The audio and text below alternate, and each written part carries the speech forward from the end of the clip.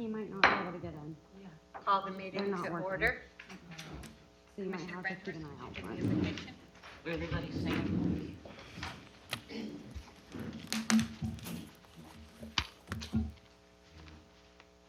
Heavenly Father, fill us with your spirit and courage so that we might bring our talents and gifts to this important work. Open our minds to the task at hand. Open our ears to each other. Open our hearts to your will. And we make this prayer in your name. Amen. I pledge allegiance to the flag of the United States of America and to the republic for which it stands, one nation, under God, indivisible, with liberty and justice for all.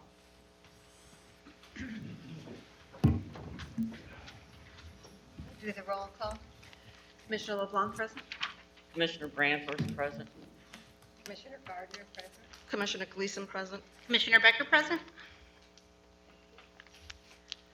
Is there any citizen participation that we need to hear from at this moment? Mr. Slavin?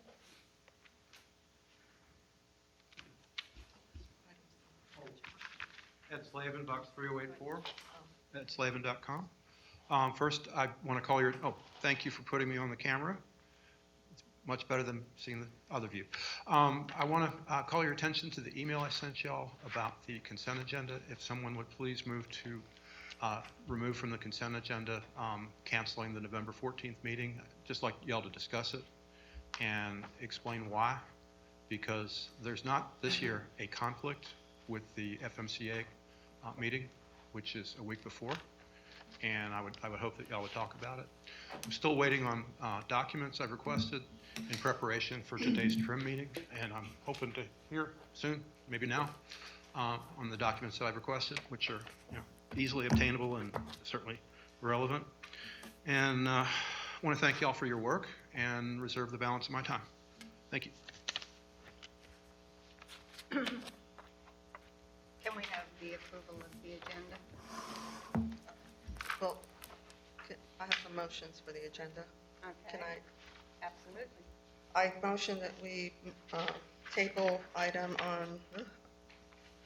on unfinished business number 3 to October.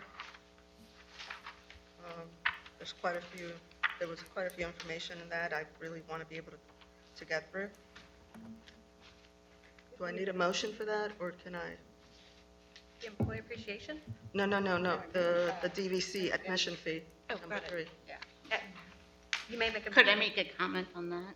Just only because we told all the public it was free until October 1st. So if we table that, then can we say it's free until November 1st Yeah, or whatever? yeah, I just want to make sure. I don't want people to be confused, that's all. Absolutely, I just want to, my motion is to table item number 3 under unfinished business to October, and with communication to the public that as of now, it's free through November 1st. Okay. Do I have? I second. All right. All in favor? I didn't hear him.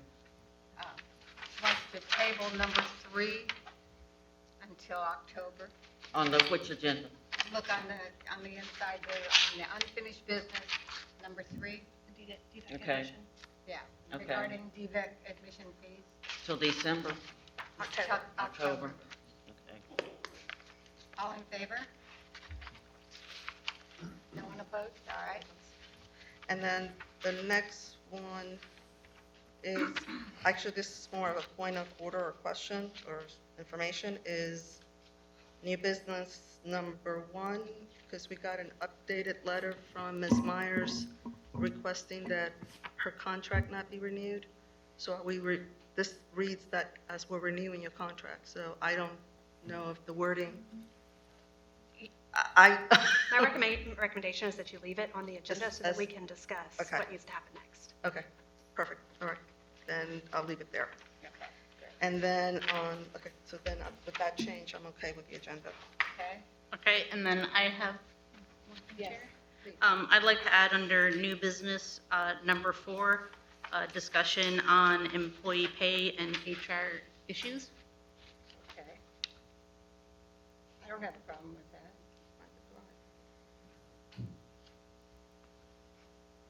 vote on that? Adding it on? No. If you would usually do a If we motion want to to add it, approve we have to vote. Yeah. Okay. Just make- So you're making a motion to add that item to Yes, New business, number 4? new business number 4. Alrighty, I'll second. all right. All in favor? Aye. Aye. Okay, unanimous. And then for Mr. Slavin's point, the November 14th meeting, since there's no Commissioners' Day, the commissioners don't need to attend the meeting, but what about the staff? The staff is going to be there, so can you all provide us with all the information if you're gone at the meeting all week? Yeah, okay. Or is that going to be too much work on the Why don't staff? we- I think his request is to move it to unfinished business. No, and then he- and then maybe discuss it. Oh, Okay, okay. that's what you want, right? Yes, please, ma'am. Thank you. Let's do that, it's supposed to work in it. All right, so I'll make another motion to Just- move consent item number 3 to new business number 5. Yep. All right, any other jumble? Well, no, we were on the agenda, but I was Do you need a waiting for second? consent. I was waiting. Was there a second? No, there- I'll second. I think, yeah, okay, there's a second. All Hey, in who was the favor? second? Moving that, I was the second. Thank you. yeah. Commissioner Brownhurst, how about you?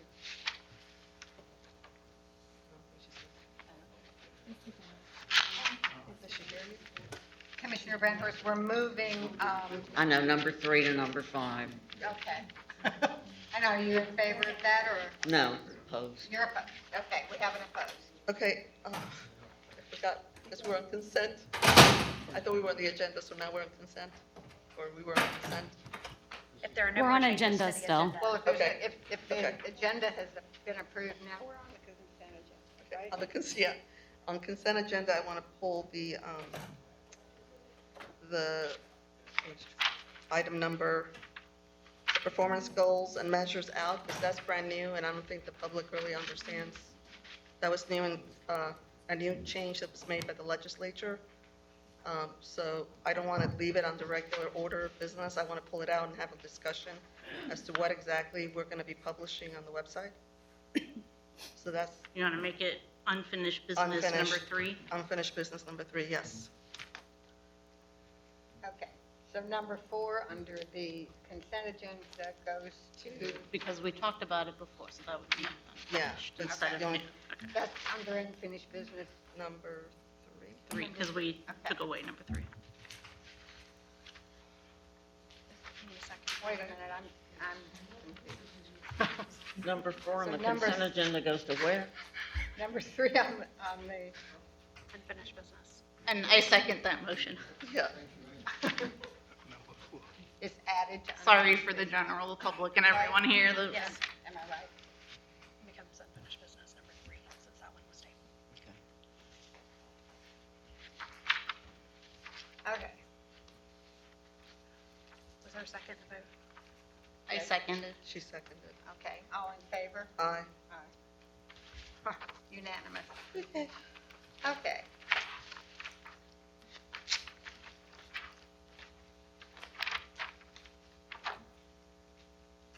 So have we voted to approve the consent? We have not. We have not voted for So, the agenda Can either. we? Okay, so, I'll make a motion to approve the agenda as revised. I'll okay, second that. okay, all in favor? Aye. All right, unanimous. And then the approval of the consent agenda as modified? I'll make a motion to approve the consent agenda as modified. All right, I'll second. all right, all in favor? Aye. Okay, unanimous. Although we might need to move that now because Mr. Baker's not here and he's the first speaker. So Has anybody heard from him? He said he's on his way. I mean, earlier he said he was. Mr. Hannah, you want to do your? so final- maybe we should move number 1. All right, we'll do it when you get here. How's that? We'll call it whatever number you want. Okay. Oh, please.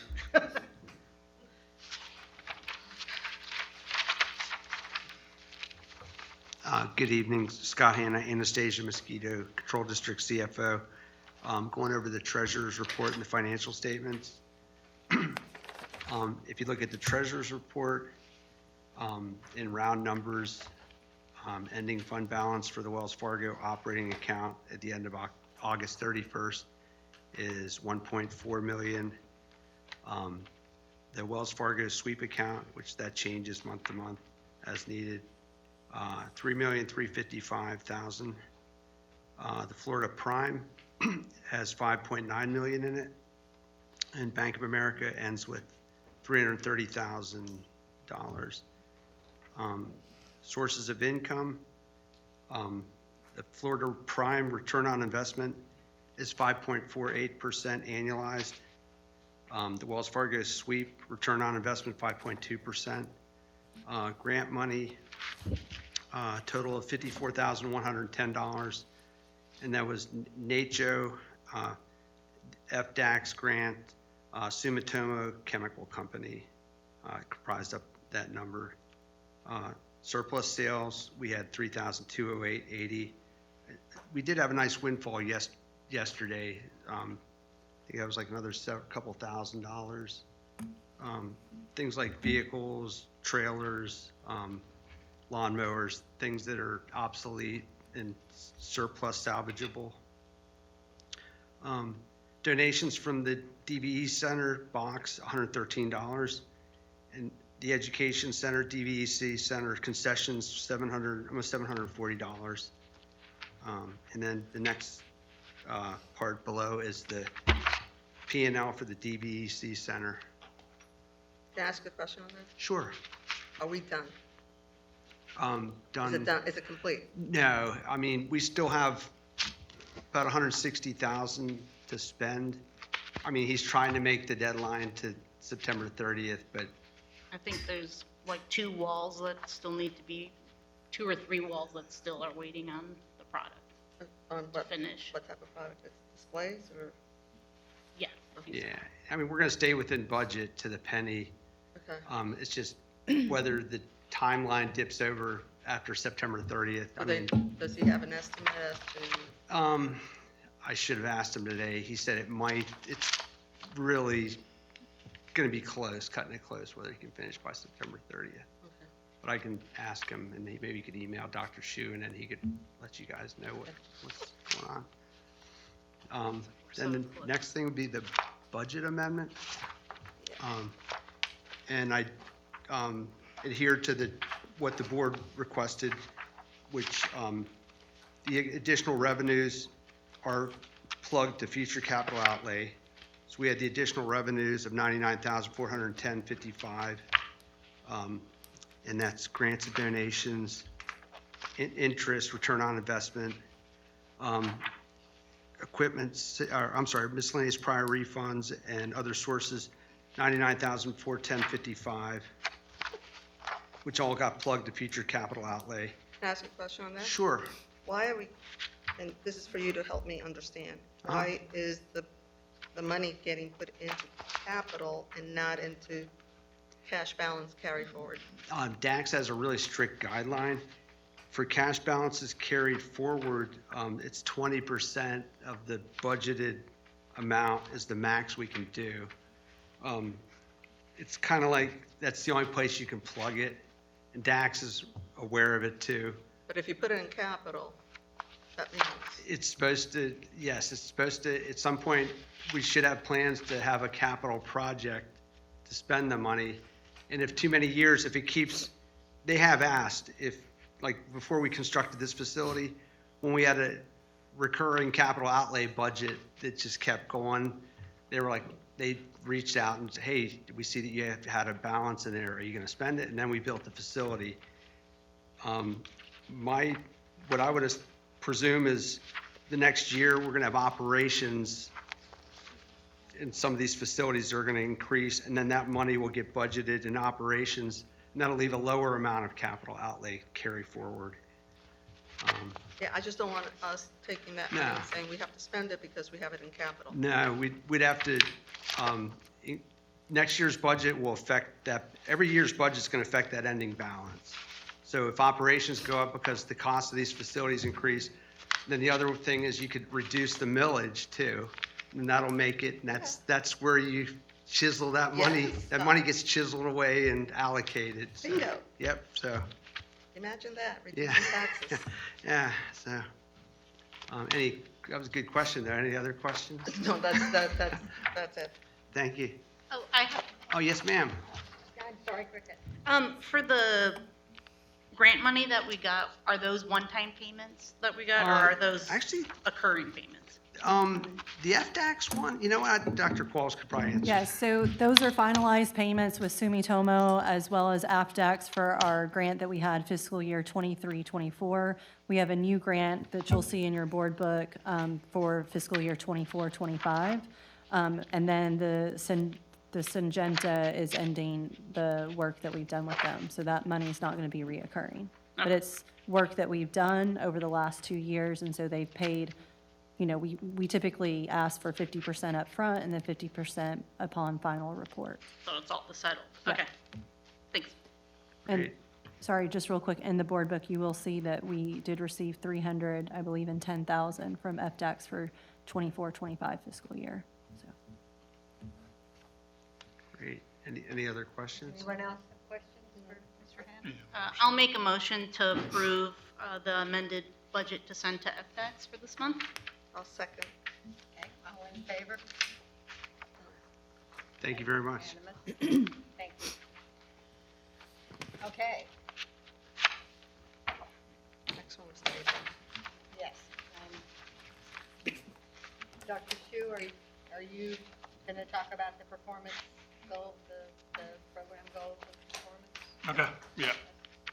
There's the new law requires you have to, each year, you have some kind of set up goal, objective, and measure, outcome measure.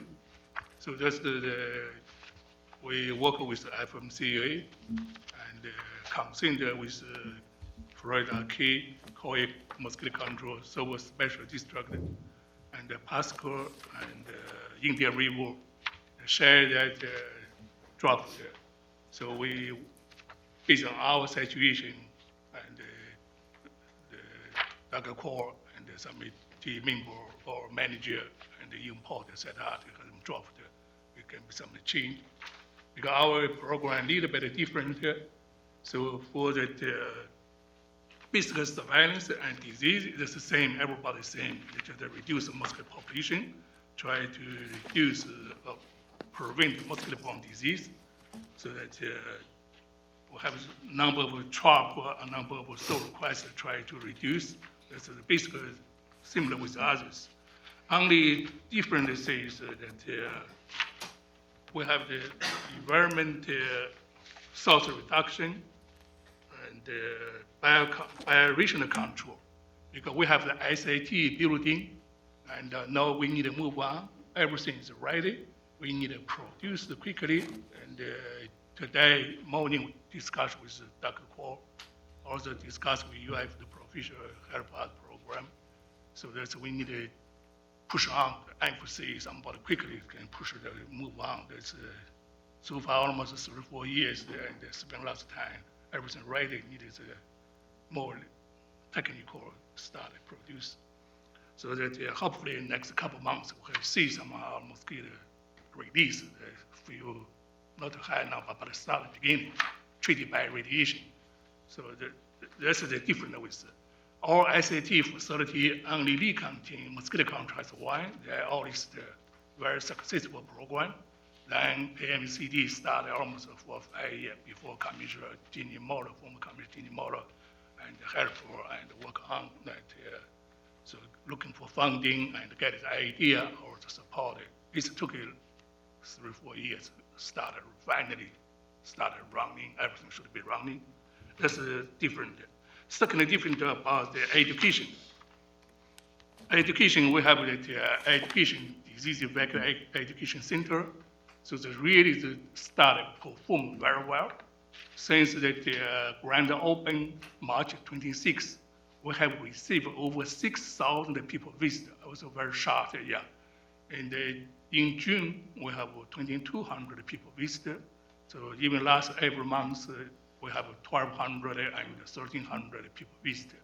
Now currently school start already, number a little bit reduced, but still average day have 40 to 50 people to visit. Majority is children. Also we accept many homeschool and the school program. Every week as activity to come here. It's get education. It's a very, very successful program.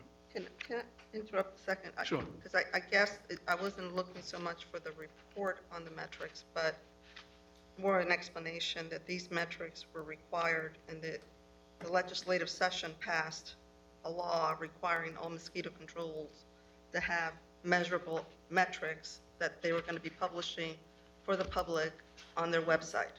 Yes. And you all work with FMCA to work out these metrics. Yes. I guess my question was, I love the metrics. Do we have the technology, like for customer service, for instance, other than Heather sitting there documenting? Yeah.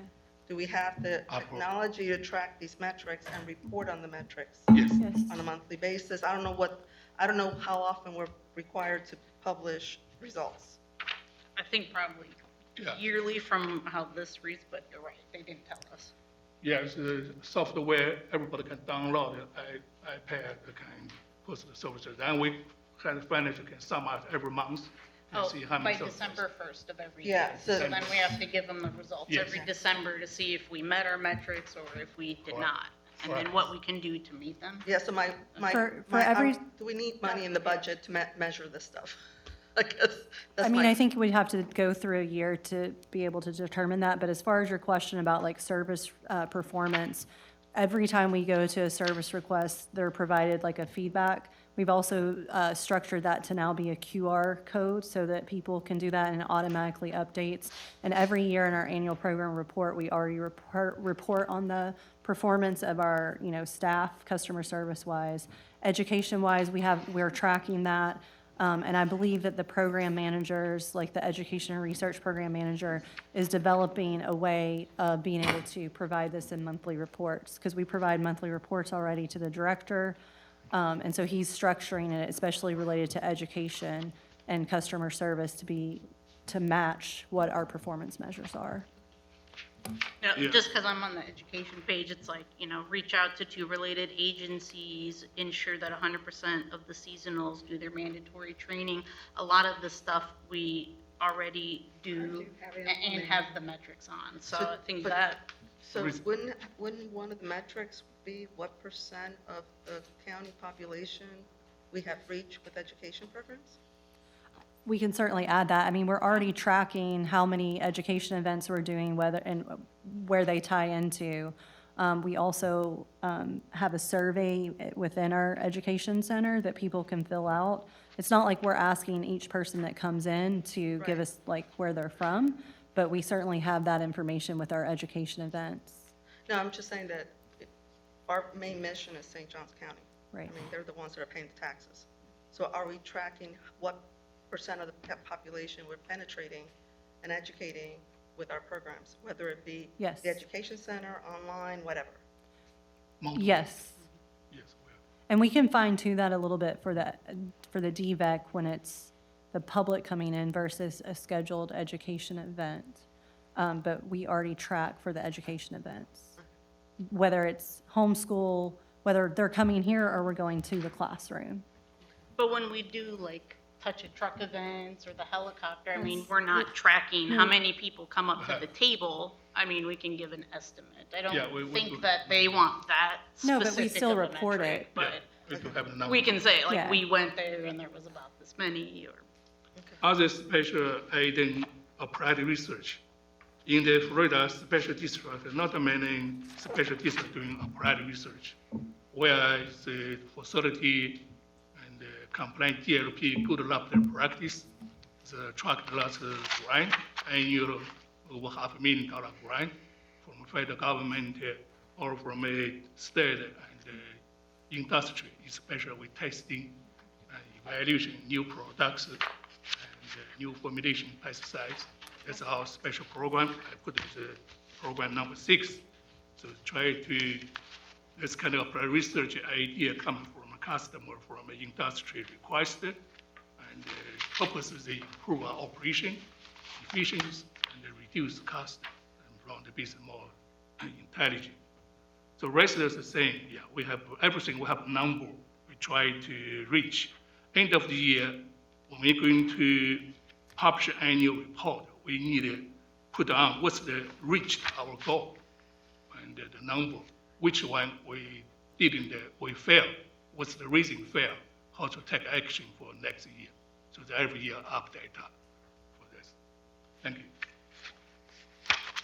Yes, you need a motion to, No, I think, there's nothing, it was just, It was on your consent agenda for So, approval, yeah. so Yeah, I would okay. make a motion to approve it substantially the form it's been presented. I'll move that, the, what do we call this? Performance measures. Performance measures be approved as presented. And these are going on the And- website on, On Yeah, October website 1st. October 1st. Yeah, so it'll have to be up on October 1st. okay. And then we need to have the annual report by December. We have it already. Yeah, is there a second? I second. Okay, all in favor? All right. I guess Mr. Baker. All right, yes, Mr. Baker. Chairperson? I just want to remind everyone that at 5:30, we do have our millage. Oh, that's uh, true. Yeah. So we'll have to cut you off in a couple minutes. Okay. Well, first of all, Chairperson Gardner and Commissioners, I sincerely apologize. I'm a punctual person by both nature and training, and I misunderstood an email exchange with Mr. Hanna. So this is my fault. I was understanding that my portion of the meeting began at 5:30, so I apologize. I thought I was going to be early and ended up being late, so please accept my apology on that. Really what, I know time is of the essence, just by way of backdrop, I communicate along with staff throughout the year, but preparatory to this meeting and the presentation that I think was included in your board packets that went out last Thursday, we have a pretty comprehensive summary of the insurance renewal.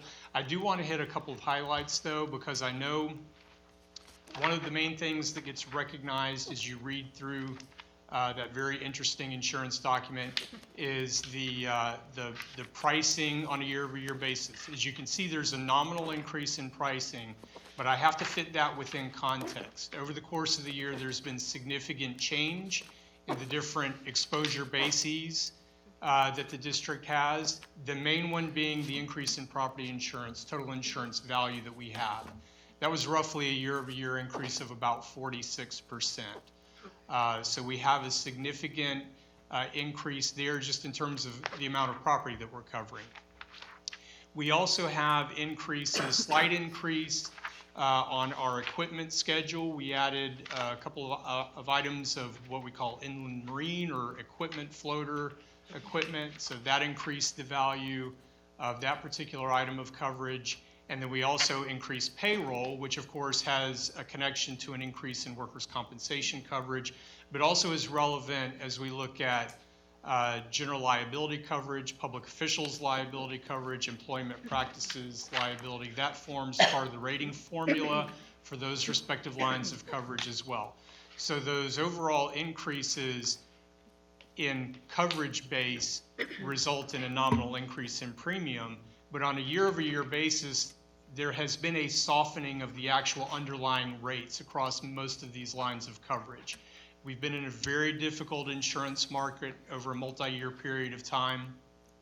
That is starting to mitigate a little bit, so we're cautiously seeing some rate stabilization, in some cases some minor decrease. And indeed, when you compare the year-over-year underlying rate for property insurance, that did actually decrease, although the overall dollar amount of premium has gone up because the commensurate amount of coverage has gone up. So I will leave it there. I know we've answered some questions earlier today about the context of workers' compensation and foreign travel, but if there's anything else, I know I'm going quick, but I want to be sensitive to your time. Yes, ma'am. Yeah, he answered. You have Maybe, 15 seconds. maybe we'll take it up after, can you Can you stay stay for past a the few minutes? public hearing? Yes. Yeah. Yes. Because I do have some follow-up questions. Sure, I'll be glad to stay. Okay, Thank you. thank you.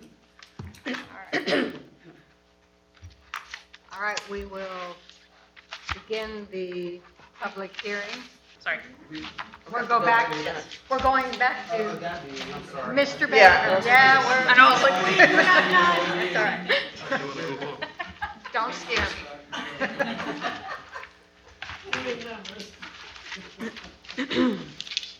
All right. Yeah. Okay, I was asking him we about, keep start it asking, exciting here. Yeah. I was about to start asking questions. Woo. You do. So thank you so much It's for hard giving work, me, though. Thank you for being patient. It's for my the, pleasure. for the record, for the audience, for the citizens in the room, I had asked Mr. Baker, right? Yes, ma'am. Several questions before the hearing. A couple about the workers' comp specifically. When we travel, the first one I said, when we travel overseas, is the workers' comp coverage going to extend to overseas travel? Your response was, yes, there will be workers' comp coverage for employees during overseas travel, but only if injury or death occurs in the scope of individual's employment while temporarily, not permanently working outside of the U.S. Its territories and Canada, i.e. work comp coverage would not provide coverage for someone injured while visiting a tourist attraction while on an overseas work trip. Thank you for that response. However, my question follow-up to that is, so it'll cover the injury as a comp claim. Will it include repatriation back to the States? It will not. And that's where, in a subsequent question, I think I alluded to the element of repatriation and then what can be done by way of coverage. There is foreign travel coverage that typically ends up being kind of an omnibus type coverage form, and I can get into that a little bit. But that is one of the difficulties, and I want to make sure that in the first answer I'm drawing the distinction. There is coverage for in the course of work activity overseas. Now, with the proviso that it is subject to Florida law. So Florida work comp law prevails. If the injury happens in England, it is still, compensation is happening under the auspices of Florida statute. When you get to repatriation, that is not something that is included in the workers' comp coverage. And that is where, therefore, you oftentimes have recourse to coverage that will provide repatriation in the event of emergency medical treatment being necessary, So like medical evac. either to repatriate somebody to the United States, or if they're in another, maybe an austere environment, because we also had a question that dealt with high-risk countries. If they're in a country that they can't get the adequate medical care, then maybe they can be, short of being repatriated to the United States, can be repatriated to a medical facility closer to them that would be more appropriate to the treatment of the injury. That makes sense. And then, the next question was whether commissioners are covered by that comp policy. Yes. You said we are, again, subject to the same limitations of Yes. repatriation. My concern there is we do have we've had some scientists going to Mali, which is do not fly to country per State Department rules. That, to me, we don't have a travel policy today, which I believe is a big hole in our policies.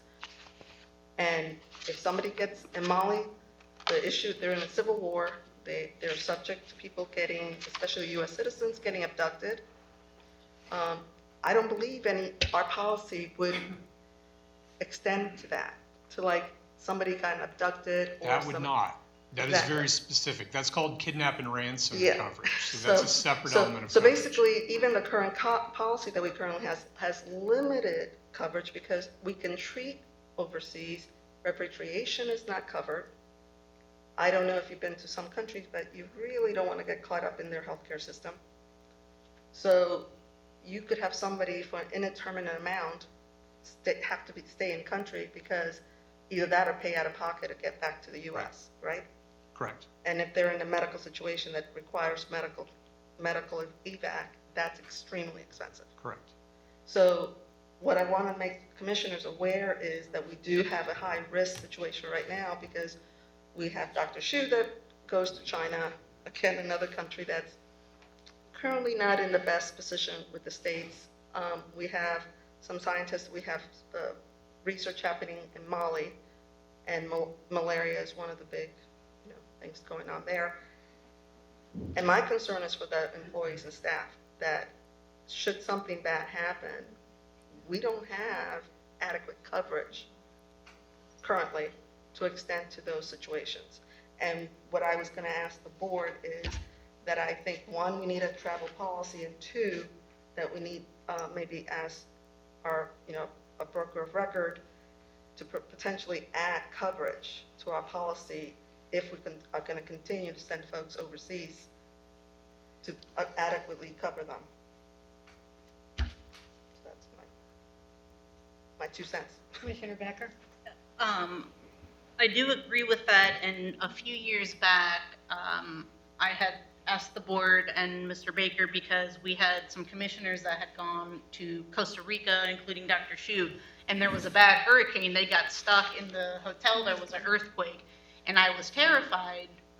They were okay, but in that event, I was told that as commissioners, we are not considered employees, so we will not receive any sort of medical or life protection in that case.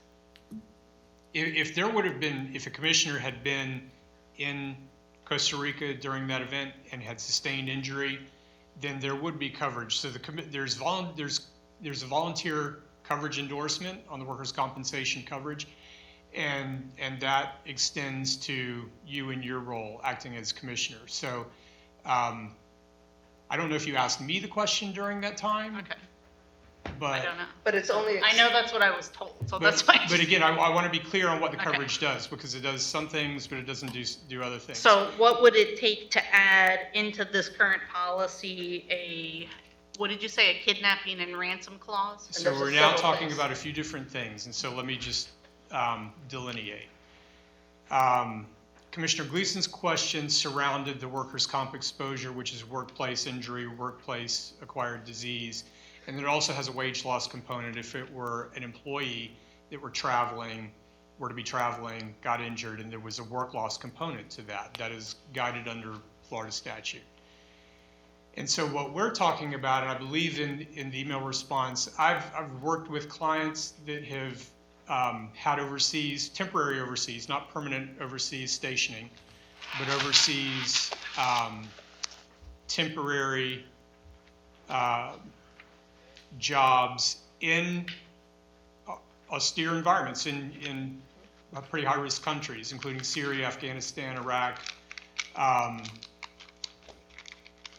Egypt has been the only one in Africa, but that gives you the flavor of what can be accomplished, even for a country that is under State Department guidance. That more deals with the underwriting aspect of it, not if you can get the coverage is not compromised unless a company says specifically we don't want to extend coverage to a particular country.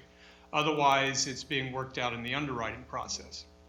So what you're alluding to, before I get to the kidnap and ransom, the foreign travel supplement, this is what we've done in that particular instance with the company that was doing work in conjunction with the Department of Defense, is set up foreign travel, and certain companies, insurance carriers will do this, where you can get that coverage for repatriation, you can get additional supplemental coverage for certain elements of liability coverage.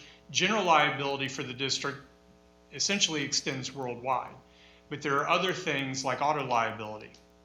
So hypothetically, if somebody is overseas attending a conference, doing research or what have you, and they rent a vehicle in Mali or in Europe or wherever it may be, there probably is not going to be an extension of auto liability coverage to protect the district. And that's where that foreign travel type of policy form can also include that. Thirdly, we get into the kidnap and ransom element. A lot of times you can include that on this multifaceted policy that we're talking about, coverage form. Sometimes you have to get it where that's the only coverage that you're getting. It's a standalone policy that just covers the kidnap and ransom element. So it just kind of depends on carrier response and what different insurance carriers are willing to do to address the coverage problem, so to speak. But that particular coverage, again, is very case specific. It's not an evacuation in the face of adverse weather or anything like that. There probably is something out there in the market that can be manuscripted for that. But this is specifically for a kidnapping type of event. And so there could be coverage for that too, especially, if there's interest in going to some of these countries that you're mentioning. So we're putting riders onto the policy. Is that You're what either we're doing? putting riders onto a specific foreign travel coverage form, or you're getting things a la carte, depending on what a carrier is willing to be able to do. And so, for example, for the foreign travel, that would typically have the repatriation for medical events, and would also have some liability supplemental. And I talked about the auto liability element. That sometimes can be further endorsed or a rider added to include kidnap and ransom. But if you have a carrier that is doing the other things but is not willing to do that, then you can still go and get that coverage. There are markets that would do that specifically on an a la carte basis, if that makes So- sense. Oh, can I finish? real Yeah, quick? yeah. So just to make sure I understand you correctly, the situations that we're talking about here would not be anything that's in this plan. It would No. have to be a separate policy. That's correct. So in that case, then, I would like to ask the board to make a motion to allow, I'm assuming maybe we need Ms. Meyer's help on this, to come back with a presentation about the foreign policy and what kind of coverages we could add. We can certainly do that. We have had discussions with staff previously about this when it was more of a speculation. Nothing had happened. It was a theoretical consideration. So we have had this discussion and talked about, kind of some of the same things that we're talking about I mean, tonight. there was a typhoon where he went last week. I mean, that's pretty wild stuff. I mean, From an underwriting perspective, would the insurer want to see what our travel policy is? The underwriting, Like the what main countries? focus is where you're going, Yeah, the duration, and then what's the general description of activities within the country. So for example, one of the important things is, are you in country but you're deployed outside of a populated area? right. Or are you in an urban environment, things like that. But it's mainly where you're going and for how long. Because I think the underwriter's going to want to know what countries are we traveling to, for how long, because it's just the underwriting basics. Are you there short-term, long-term? Are you at a high risk? Because I know there's some companies that have excluded countries. They will not write there. So we can have them do that, but we're going to have to figure out, first, is the travel required? Do we really have to seriously send people to some of these countries, and what countries they are? Because they're not going to just say, hey, we're going to cover every country you want to visit. Standard regulation, Yeah, deputation. and I would suggest that travel policy include medical evacuation, because in some of these countries, you do not want to get care. It really almost invariably does. That's usually an element of the coverage. so do I have a, I recommend two motions. One that There's two. accepts the premium as it's been presented. Yeah. well, I haven't even gotten to that She's yet. different This is questions on a that. different one. But then if you wanted to make a motion to direct staff and the broker to get together and bring back that travel policy, Yeah. absolutely. Okay, that's the motion that I have right now, not to approve the plan in general. The motion right now is just to allow staff to work with Mr. Baker to bring back a travel policy, Right. a premium to present to us. So you made that motion? All right. Can I modify your motion a little bit? He's going to need a travel policy. Like Well, a he tra- can't make the policy. We I know, have- but so- staff, to direct staff to create a policy, Yeah. whoever that is, what that travel policy is, what are the countries that are contemplated, so that they can then give it to him, for him to come back with a insurance, premium. So how about amend my motion, and it will be to direct staff to write a travel policy and bring it to us for approval Mhm.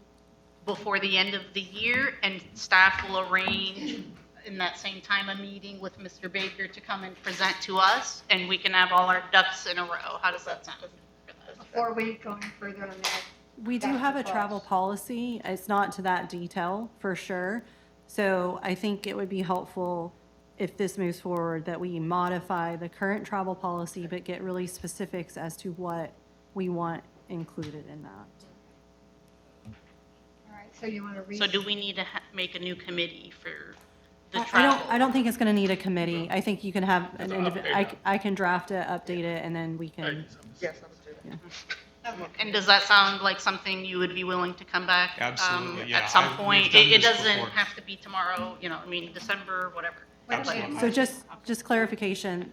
The board would like more detail on international travel to US-friendly and non-friendly areas. Yes. Okay. So we don't need a motion for that, so. If everyone's in agreement. Okay. We're all in agreement that they're going to Okay. rewrite the policy. Yeah, we bring back to Tailor it. December meeting for, And Mr. Baker, then Yes, you ma'am. could come back to us with, based on what they submit to you, like what type of coverages, because I know that it's not gonna be a one thing, it's gonna be, some of them are like, you're gonna need one policy for this, and you know what I'm talking about? I have a clear idea of what Yeah. you're Yeah. seeking, and so what we would do would come back, I'd explain the elements of coverage, and then obviously pricing, and very familiar with this process. So And I do want to say this, and for everybody here, if what he comes back with becomes very unaffordable, I truly believe that the board has a responsibility to say, we are going to limit overseas travel. This is not we have a policy now, and we got a proposal for insurance, and we're done. I just want to make sure that people understand, I just want to make that people realize what the exposure is for the district. also need a suggestion, as a international travel, what's you bring here for the district? What's you really looking for? It's international travel, I believe, most of me. So maybe once a year, mostly paid by them. But also some can bring that business about the bring. That's the meeting get a more international coming. I understand, Dr. Shu, but this is not who pays us. This is about, regardless who pays for the travel, we are still responsible for our employees. Yes, I So- agree with the updated policy. They're not going to cover us if our employees get injured or sick overseas, because we don't have that. They might pay for us to go speak at their conference, but if they get hurt, we have to respond, and if our coverage doesn't extend to bringing them home, that's shame on us. Okay. And then to finish, my comments are for the actual policy we're looking at today. Yes. We did sell a couple vehicles through surplus, so I just want to make sure if those cars are removed off of the policy, so we're not paying that. Do you know if they are or not? We've got some nominally small items that we can remove. We just sold in the last, 5 days. We'll give, Richard has a listing, and we can email that to Mr. Baker.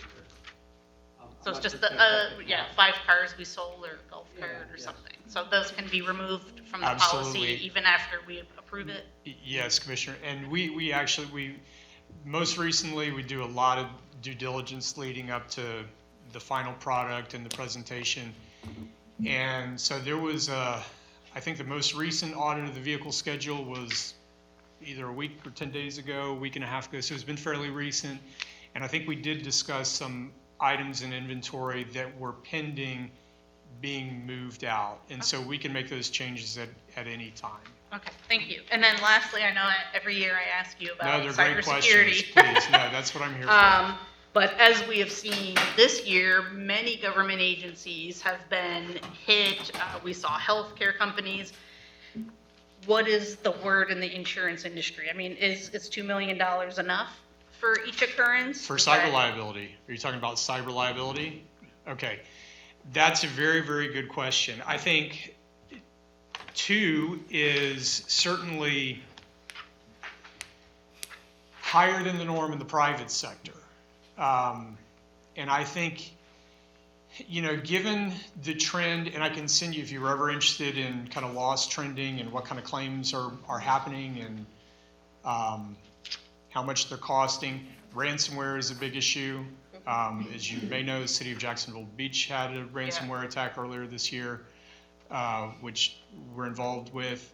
And then social engineering. Social engineering is another very prevalent claim now as well. Now, the thing that you have to be mindful of with a cyber liability form is that it's doing many things. It is providing first-party coverage, but it's also providing third-party coverage. The first-party coverage manifesting itself in such things as rebuilding infrastructure, replacing files, forensic investigation, all those things.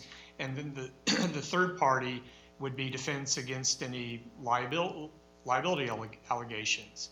You have reputational harm, potentially, and then you have also, and this is very, very general, it gets very, very detailed, but you also have coverage for example, any action by regulatory authority. If you have some kind of cyber event that compromises files, for example, and then it's incumbent upon you to notify people, and then there's a cost to that, then that's one of the things it does as well. So you have, with the exception of a couple of sublimits, most of the coverage limits are $2 million.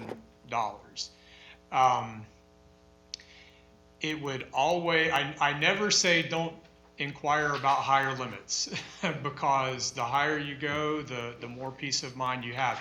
And anecdotally, you know, there was an earlier comment from the public. I think that was a reference to the employee dishonesty coverage on the crime form. And again, we go through coverage with staff in detail, and that is certainly a coverage that can be amended, you know, per y'all's desire. But going back to the cyber, I'm trying to think. I have one public organization that we work with that is larger, that has a $5 million limit. And that's a good amount of cyber liability coverage. 2 is good as well.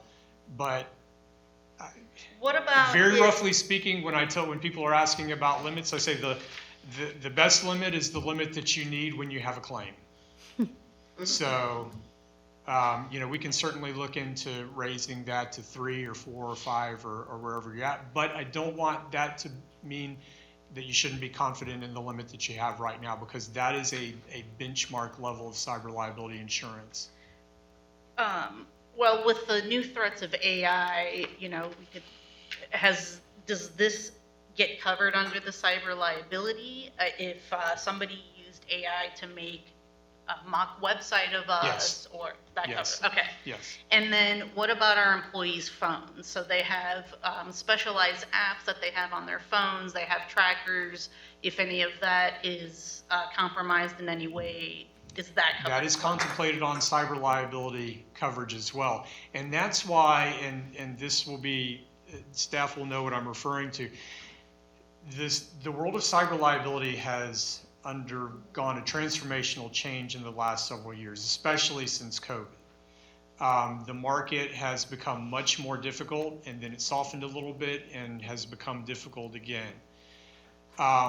That is why you've seen underwriting controls become much more strenuous than they were before. And that's why in this day and age, almost invariably, if you don't have some form of multi-factor authentication on most of your protocols, then it's not a question of how much the coverage is going to be, it's if you can get it.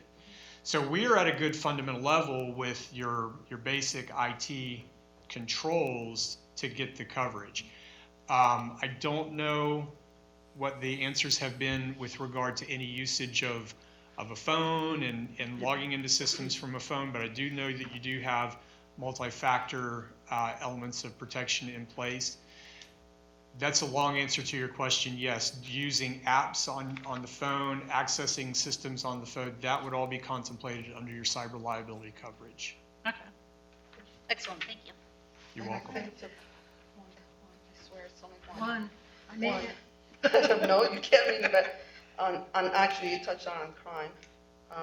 The limits seem fairly low. Is that these standard limits are there for a reason?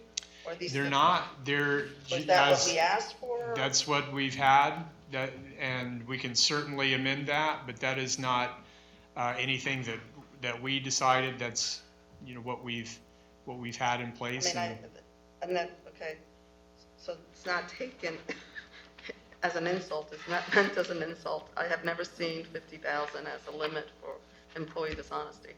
That just, to me, it's like, None taken, but that's a drop in the bucket in these day and age in terms of anything can cost over $50,000. well, we are fine amending that Yeah. value. And the same thing with forgery, alterations, theft, 25,000 for the rest. Computer fraud, wow, $25,000. Well, one of the things that you have to bear in mind with computer fraud, that there are a lot of elements of cyber crime that are actually covered under the cyber liability like it could- policy. But is cybercrime a third party or cybercrime? Like if it's computer fraud? It's a first party, there are elements of first party coverage on the cyber liability form as well. Yeah, I So- personally feel like in this space, we're weak. Our protections are weak. We can easily raise that limit. And again, from an underwriting perspective, it's predicated, I do know there are a lot of internal financial controls by way of the annual audit process, who controls money, counter signature of checks, all those kind of things. That's not an excuse for not having a higher limit, but suffice to say, we can raise that limit to whatever you would like it to be. Yeah, we have a lot of money at rest. It's not $11 million in coverage, that's for sure. Yeah, So I know, we can that's certainly definitely not $11 million. raise it. So I honestly, what would you recommend? What are you seeing? What's the average in terms of these It depends limits? on the size of the organization. Okay. So for example, a large board of county commissioners would probably have minimally $1 million in coverage and on up. I see a lot of districts at your level that frankly have anywhere between $50,000 and $500,000. So it becomes what you're comfortable with. We could give you pricing at different inflection points, 100,000, 250,000, 500,000, and then just kind of give you some food to make a decision, food for Yeah. thought. And would you be able, if we pass this policy tonight and you came to present us with higher numbers, We can could that change be it amended? anytime. Or we'd have Yes. to?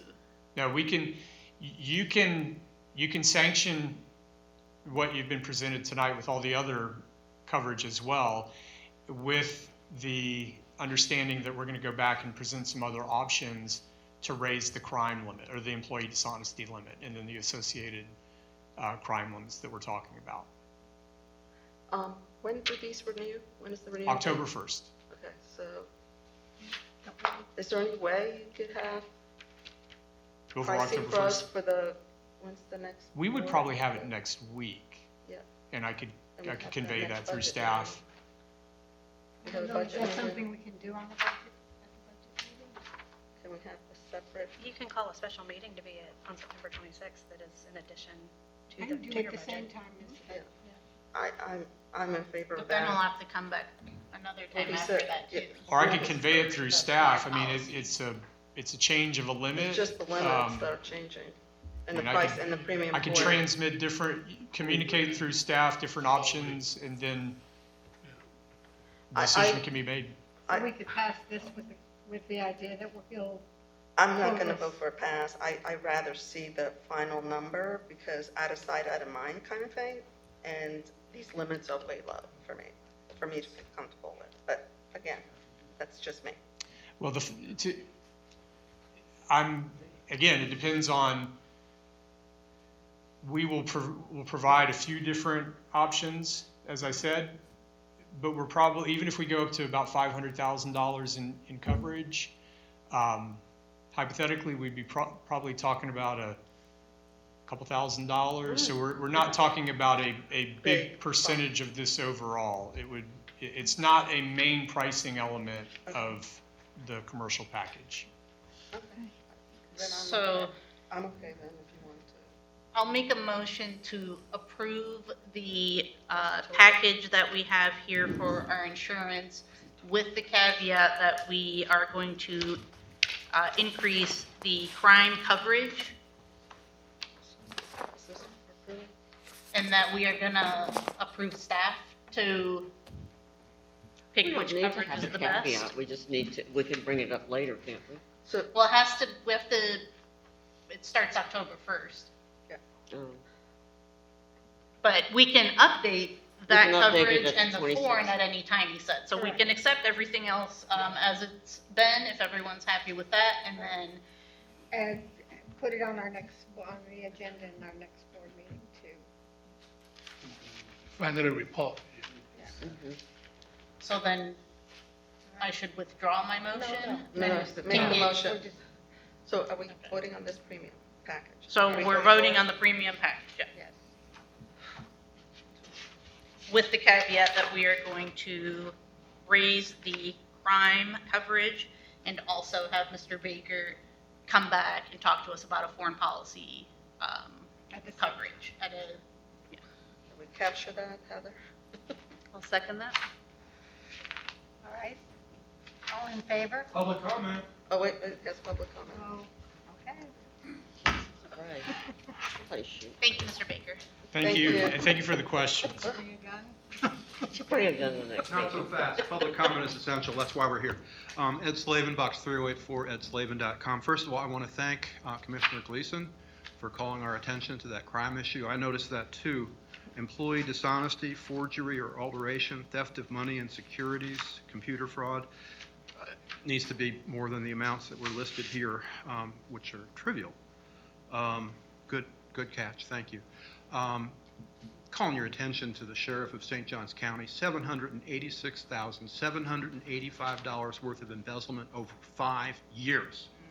It was an inside job. Their CFO did it. And they didn't have enough insurance. Fancy that. Sheriff David Shore, who legally changed his name from Whore in 1994, had a lady working for him, stole money for 5 years. We had really crappy internal controls in St. Johns County. And it turns out that the insurance that St. Johns County had did not, two policies. They had 2 contracts with a malfeasant auditor, and one of them didn't even include an attorney fee provision. So St. Johns County settled the case for less than it was worth, based upon legal advice from a Fancy Bears corporate law firm. And we really got hosed on that one. We don't want to have that happen here. So I strongly support adding more coverage on crime. By the way, speaking of crime, I just want to make sure the actual insurance policy, do we have a copy of it, of the proposed policy? Do we have Yes, it's in the public book right there. Oh, it's in the Okay, back? thank you. And let me ask real quick, I'm assuming, Heather, I think please tell me that we're not, he's talking about the actual policy. the actual policy, I didn't Not see in there. Not the the proposed summary, not the policy? summary. It's the Oh, okay. act- Yeah. And no, sir.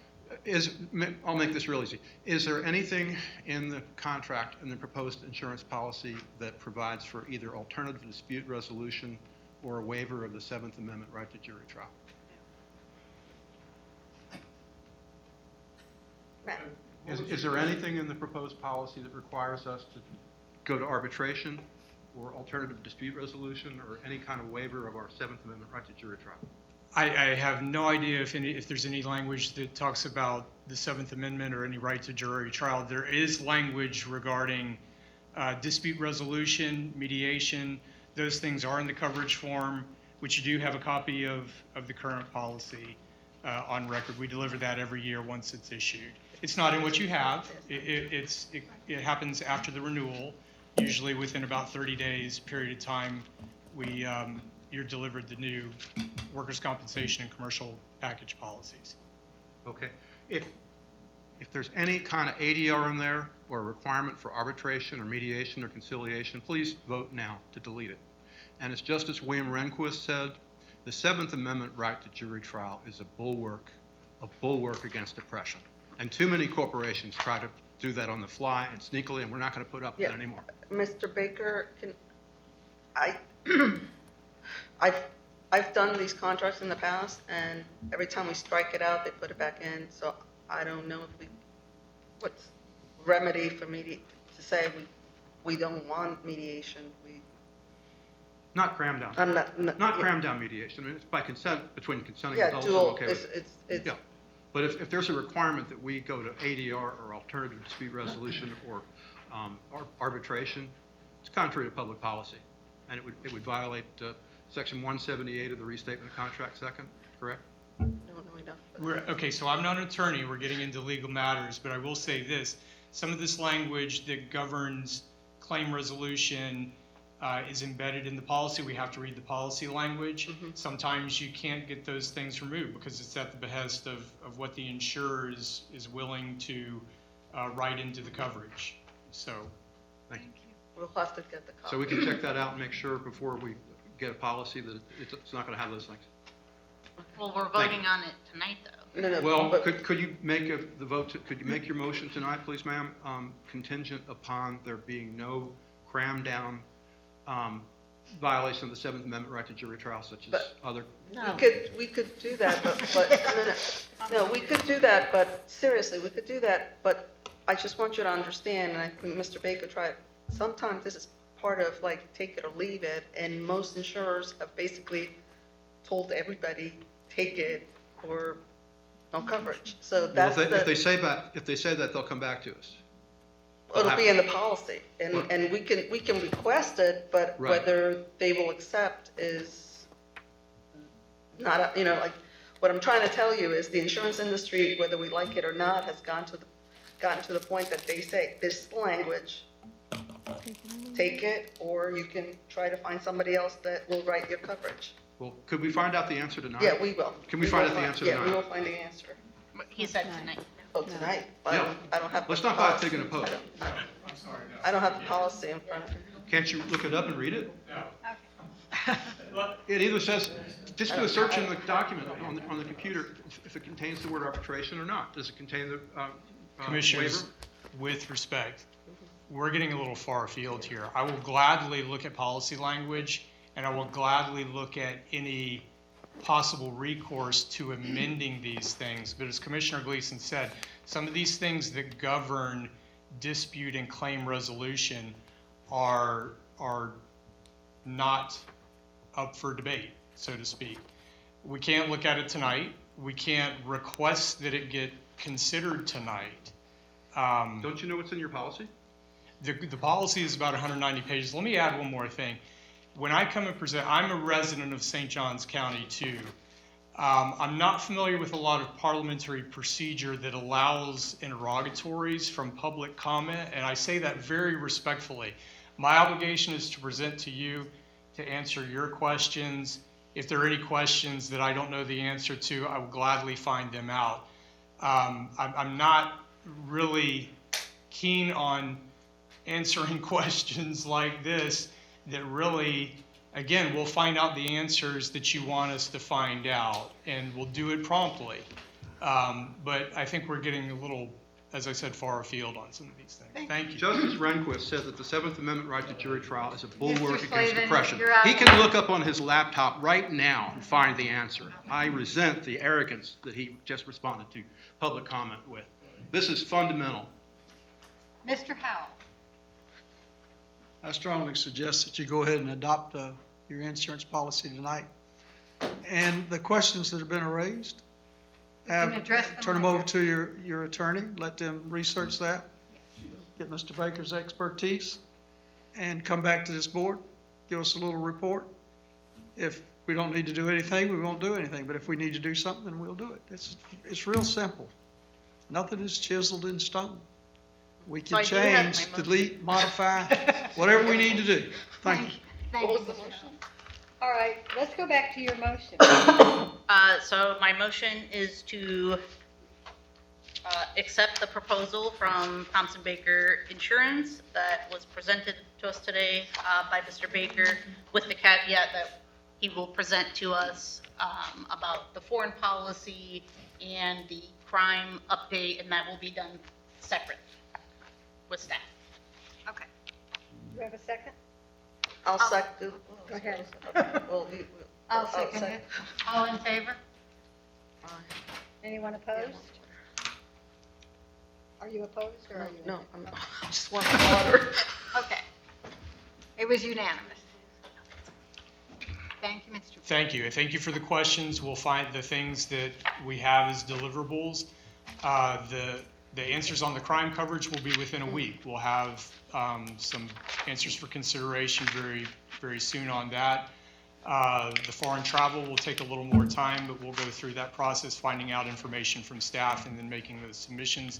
And then we'll find out the answer on this language, policy language issue as well. So thank you again for the questions and the time. Thank you. Thank you for your patience. All right. Dr. Chu. Which item?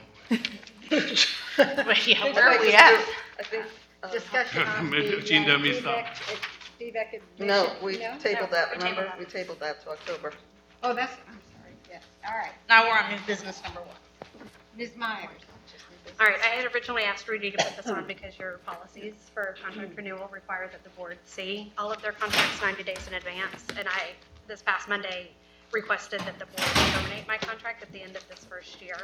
I don't have the right to terminate our contract as it's written, which is why I'm asking for y'all to formally terminate it at the end of the year. I did want to assert my commitment to continue to serve you through this year and through a position while you find subsequent counsel. And that's why I wanted to keep it on the agenda, so that to the extent the board wants to discuss it, they could. But I would like the board to take formal action to terminate my contract on a date certain. All right. I'll make a motion to terminate her contract as of January 1. I'll second. All right. I would fix that, not to January 1, to the end of the year. December 31st. December 31st. December Yeah, 30, all December right. 1 Yeah, starts. that's probably wise. Okay. So we have a motion and a Second. second. I'm sorry. Before you act. I'll comment. Oh, yes. Public. Do we have public comment? Jesus. Somebody shoot him. Excuse me? That's Laban Box 3084. I strongly recommend that we advertise in the Florida Bar Journal, which we should have done the last time, and which we did when we hired Wayne. We had 15 applicants who applied after reading the Florida Bar Journal, and they were all well qualified, and the Mosquito Control District interviewed every single one and hired a fine lawyer who actually Henry Dean hired as his lawyer, the general counsel of the Water Management District in 1984. I'm concerned that when we advertised the attorney position, we did not comply with the reasonable expectations of probity of a government agency. And that's why there were only 3 or 4 applicants. We can get a good attorney for a good rate. You know, Commissioner Moeller, when she was chair, personally negotiated with Wayne Flowers and Lewis Longman and Walker, and our retainer was only $1,000 a month. It was later raised to $1,500 plus, you know, other fees for litigation or something special like that. But the standard of care is to advertise in the Florida Bar Journal. And I was very disappointed when I found out that we hired an attorney without doing that. And I haven't heard a coherent explanation other than Dr. Hsu said they were in a hurry. Governments make mistakes, and so do corporations when they say we're in a hurry. And when I looked at the paperwork, I didn't even see a principled reason why he was in a hurry. They just didn't want to. But we're going to do it right this time. Thank you, ladies and gentlemen. Yes. So as far as this goes, then at the end of the year, so say we're going to terminate your contract December 31st, then we would also need to make a motion to allow staff to draw up a new RFP, or does this mean we pick the second company that when we had the last RFP? So I will say that professional services, you have exempted professional services from your competitive procurement policy. So it's up to you how you want to do that, whether you just want to invite attorneys you know to submit a proposal, whether you want to direct staff to do a formal competitive proposal. You have a lot of options how you want to do that. I will say with regard to the December procurement that I was involved in, I think it's too stale to just go with the second one at this point. You do have to do something different. Okay, How formal you want the presentation to be is really up to you. so could we amend, or, I'm sorry, why don't we do this motion and then I have another motion right after that? Yep. Let's Okay. have first and a second. We need a All right, so all in favor of termination. terminating her contract as of December 31st? Aye.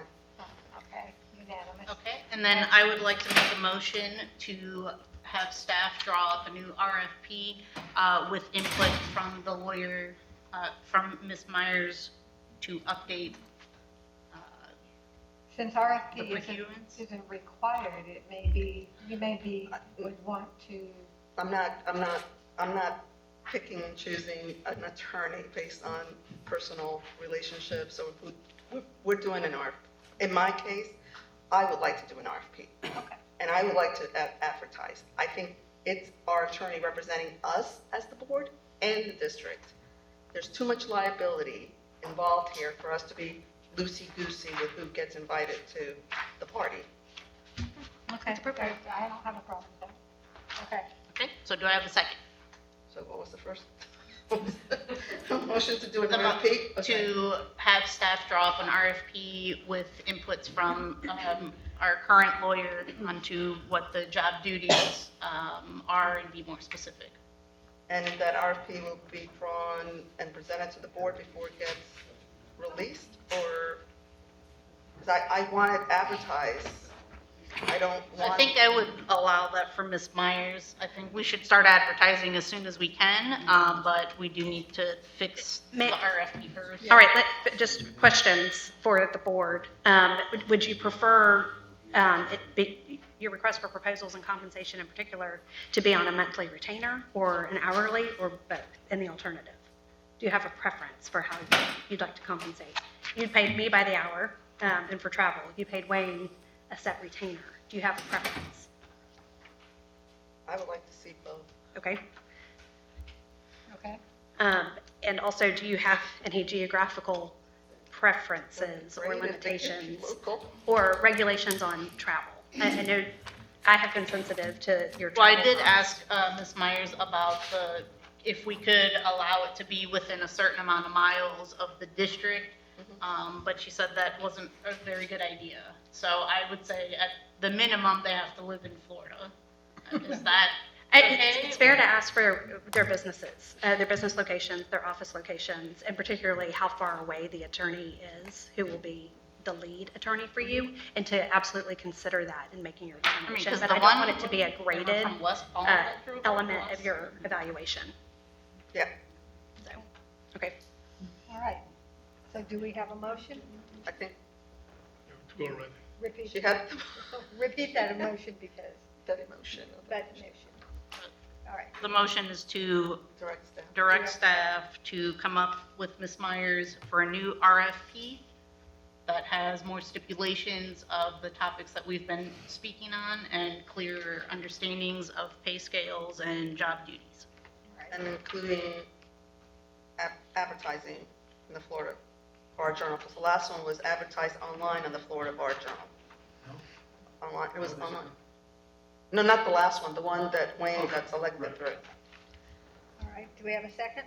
Second. Okay, I'm in favor. Okay. unanimous. All right. Dr. Shu. Oh, thank you. Big project. Yeah, our SAT building started running, so we have a mosquito net, Kentucky, the company is a Wapaka infect the mosquito, and they release the male mosquito to field looking for female. And after mating, it couldn't hatch. There's another SAT methodology.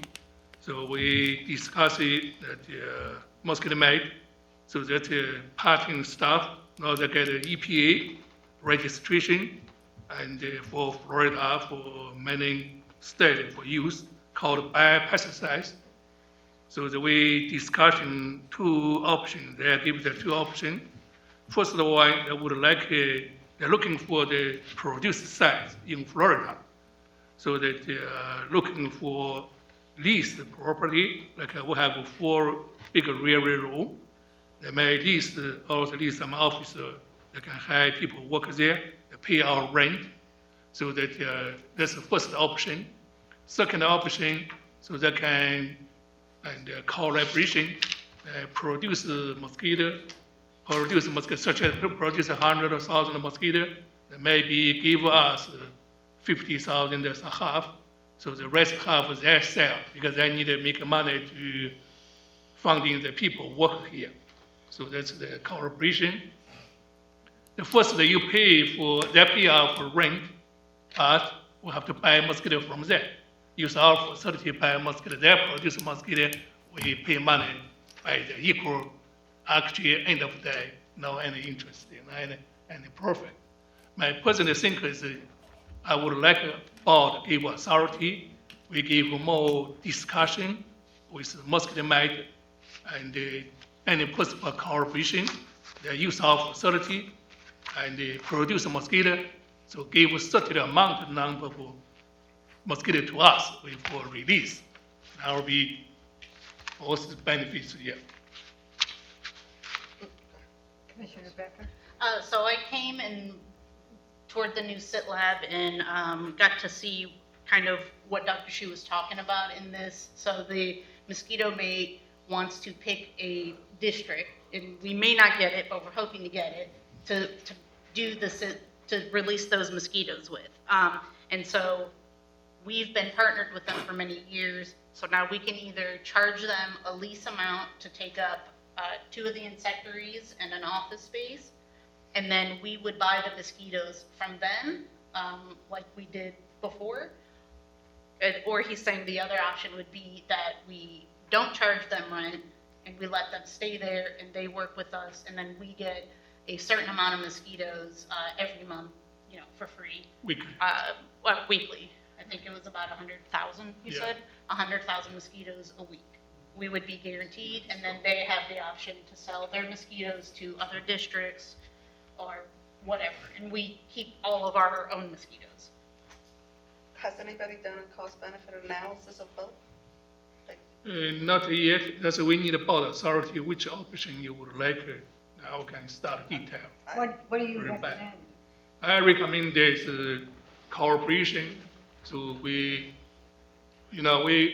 let them use our facility, need agreement, so then they produce mosquito, we get a half, at least 30%. Then weekly we release, like another 50 to 70% they can sell to other program, so they can, because they need to pay for the people work here.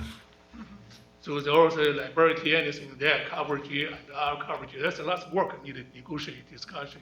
But that's a deal with money, then kind of like a commission get said, need a feasible study, we need to get into this. That's just probably idea. So how long will we have to commit to do That's that? probably need to take about a couple months. So they're wanting basically a one-year contract in the beginning, right? To see how this benefits both them and AMCD. So the idea is that they would have to get an EPA pesticide registration site for AMCD because that's essentially what they're producing. But in addition, as Dr. Shu mentioned, they would be providing additional labor for us to help get our SIT program up and running.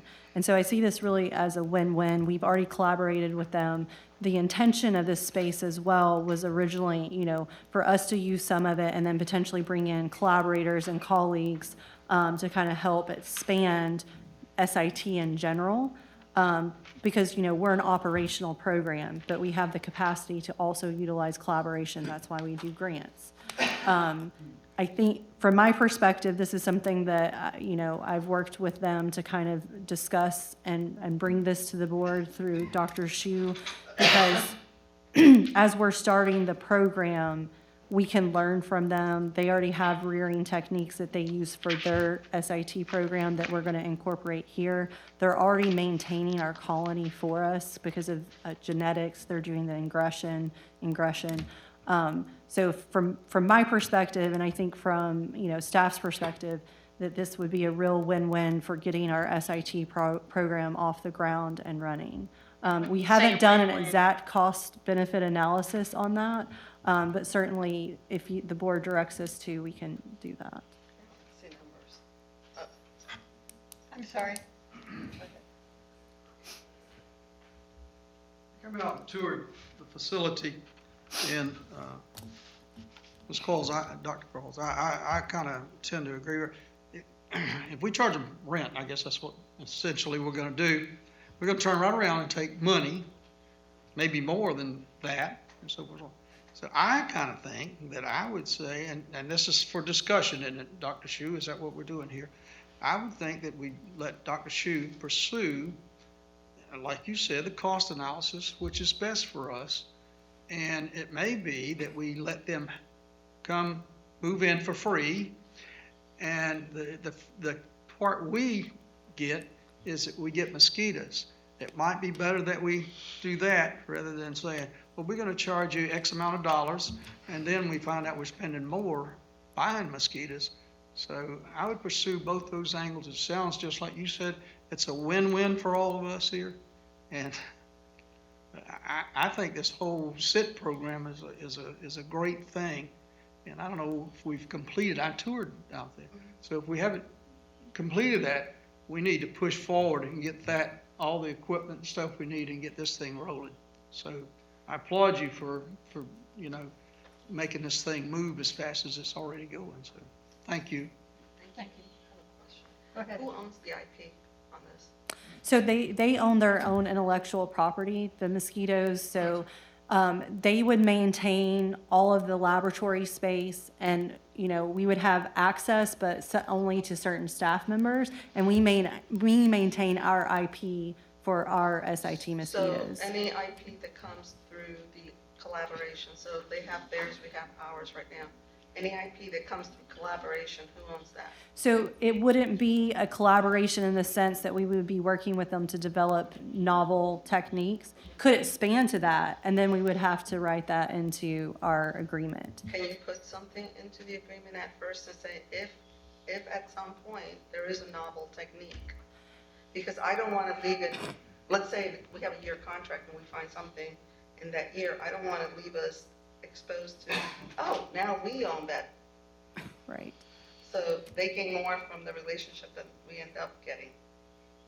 Yeah, I think I don't know that's. how you can work it into the agreement, but I'm always curious when for-profit companies want to do this, and then, all of a sudden we have a new IP that comes around, and then they claim to own it, and we're left not, profiting from that same discovery.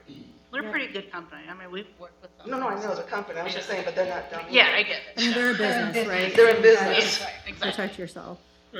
How much would it cost to buy mosquitoes? Do you have an Yeah, idea? I'm What if we sure. bought, sorry, you had 100,000 mosquitoes? $150,000 per operator would need a budget for the buy mosquito. Plus- Per week? Plus, I'll collect Or them. the annual budget. So, Annual budget. actually, I think wasn't it 200? so commissioners, we're saying about $200,000 if Per year. we bought the mosquitoes from them instead. So I don't think we will be able to rent a space and make $150,000. I think we should just approve the collaboration, but like you I said, mean, with but that cash. what are we approving? Well, Are what we- you're doing is the board is giving the director Authority. authority. To try to come up with something. Yes. We're not giving final write-off right No. now. Yeah. Or free agreement to present the board. To bring What in goes all contract, year, and you prove, you make it. but they have to know what contract. Yeah, so 'cause I they're only Understand gonna which be- direction we can go. Yeah, I don't like approving. Not so conflicts fast. of Public interest. comment, please. Yeah. Ed Slavenbuch, 3084. I strongly agree with Commissioner Gleason. We need to do a cost-benefit analysis in writing, scientifically valid, not on the fly, and a contract that is ironclad and protects the district's rights. I remember circa 2007 or 8, there was a nozzle that the mosquito control employees invented, and they didn't even get a patent on it. So we need to make sure in the RFP for the attorney services that we request some expertise in intellectual property law. There's some decent, a couple decent intellectual property lawyers here in this town, but wherever they come from, we need to make sure that the firm or the lawyer who's selected to be the mosquito control counsel have expertise in IP, and that we not get screwed and glued and tattooed, because there was no reason why mosquito control didn't get a patent on a very clever nozzle that was important to mosquito control. And we got hosed on that one because we didn't even know about patent law. We didn't have at that time, well, Jeffrey Dobson didn't know anything about patent law. But anyway, thank you for raising those issues, Commissioner Gleason. You are one of the best public officials in St. Johns County. I am in awe. Thank you, ma'am. Thank you. Thank you. Yeah, that's not a research collaboration, just the register already, just the manufacturing produced by pesticides.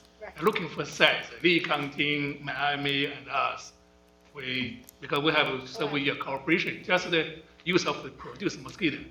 I'm not Right, so saying it's a there's- bad idea, I'm just So saying. there's not, Yeah. yeah, there's not, within that first year, there's not going to be any intellectual, it's going to be establishing the program. And it's, as Dr. Shu mentioned, it's not research-based. They already have a product.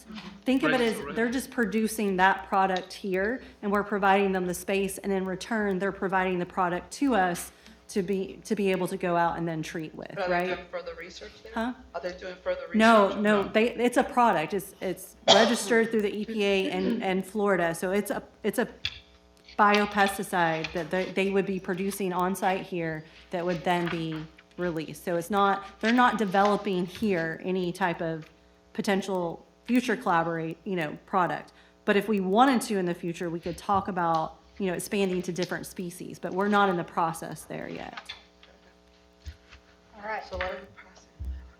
so Motion, I make a We need- motion to approve Dr. Shu to continue discussions with Mosquito Maid on how this collaboration would work, that it would include a cost-benefit analysis on either option and a contract. Good. I'll second that. All in favor? Okay, it's Good. unanimous. All right, are we going back to, Number 3. Employee appreciation. My My turn? Yes, your turn. what about? Then we'll do employee pay and HRE Okay. issues, and then maybe more meeting. Okay, so, because I quickly wrote this email to Dr. Shu, it said Employee Appreciation Day, but that's not really what I want to do. I want to introduce a day of team building, not an Employee Appreciation Day. I used the incorrect wording in the email. A day of team building helps make an effective team, and having a great district and high employee morale takes effort, consideration, and the deployment of a thoughtful group process activity. Team building is an activity designed to help build connections between all members of the district, create lasting bonds, and enable better team working practices as a way to reconnect all of our employees, because this is our busy season.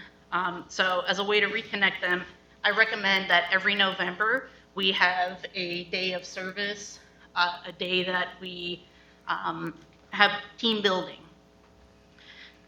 And recommend that all employees must attend. As we are a GLP lab, though, I understand that some people might have to stay behind due to whatever testing we have on that's kind of out of our control, but we'll find a way to ensure that they are involved. Team building activities might include running team games, holding discussions, hosting away events, or doing things together as a team. The key is that the day is designed to bring the team together in a fun and engaging way. I think we've had a pretty stressful year, and so it'd be a nice way to reconnect before the holidays. As mosquito control professionals, we have a very serious job that can mean life or death. My idea is that we volunteer a day at the local St. Augustine Wildlife Reserve that is located off of Highway 16 and World Golf Village by Passetti Middle School. There we can have a tour of the facility where there are lions, tigers, wolves, birds, panthers, and other exotic animals that could be affected by mosquito diseases. After the tour, we will then work as a team to help the volunteers clean up the cages, provide food or water, or whatever activity is needed by the organization. It's a nonprofit organization that runs off of volunteers. In the past, I've taken many different teams there, some that had over 50 people, and it was a really well-received day by everyone. Afterwards, we could have lunch somewhere with a speaker to talk about team building or another subject that the employees want the most training on that's not necessarily like, this is how you kill a mosquito. It's how do we do our job better? Maybe it's public speaking, maybe it's learning how to speak with our customers better. I want this to be a great day of engagement for the employees and a day to have fun together while learning. Many times our different programs do not get to work with each other or connect well, so this is a good way to have, technicians are out doing their thing, scientists are all in the lab, and this is a way to get everyone together. I don't want this to be confused with our annual Christmas dinner and award ceremony. This isn't like an awards thing, it's team building.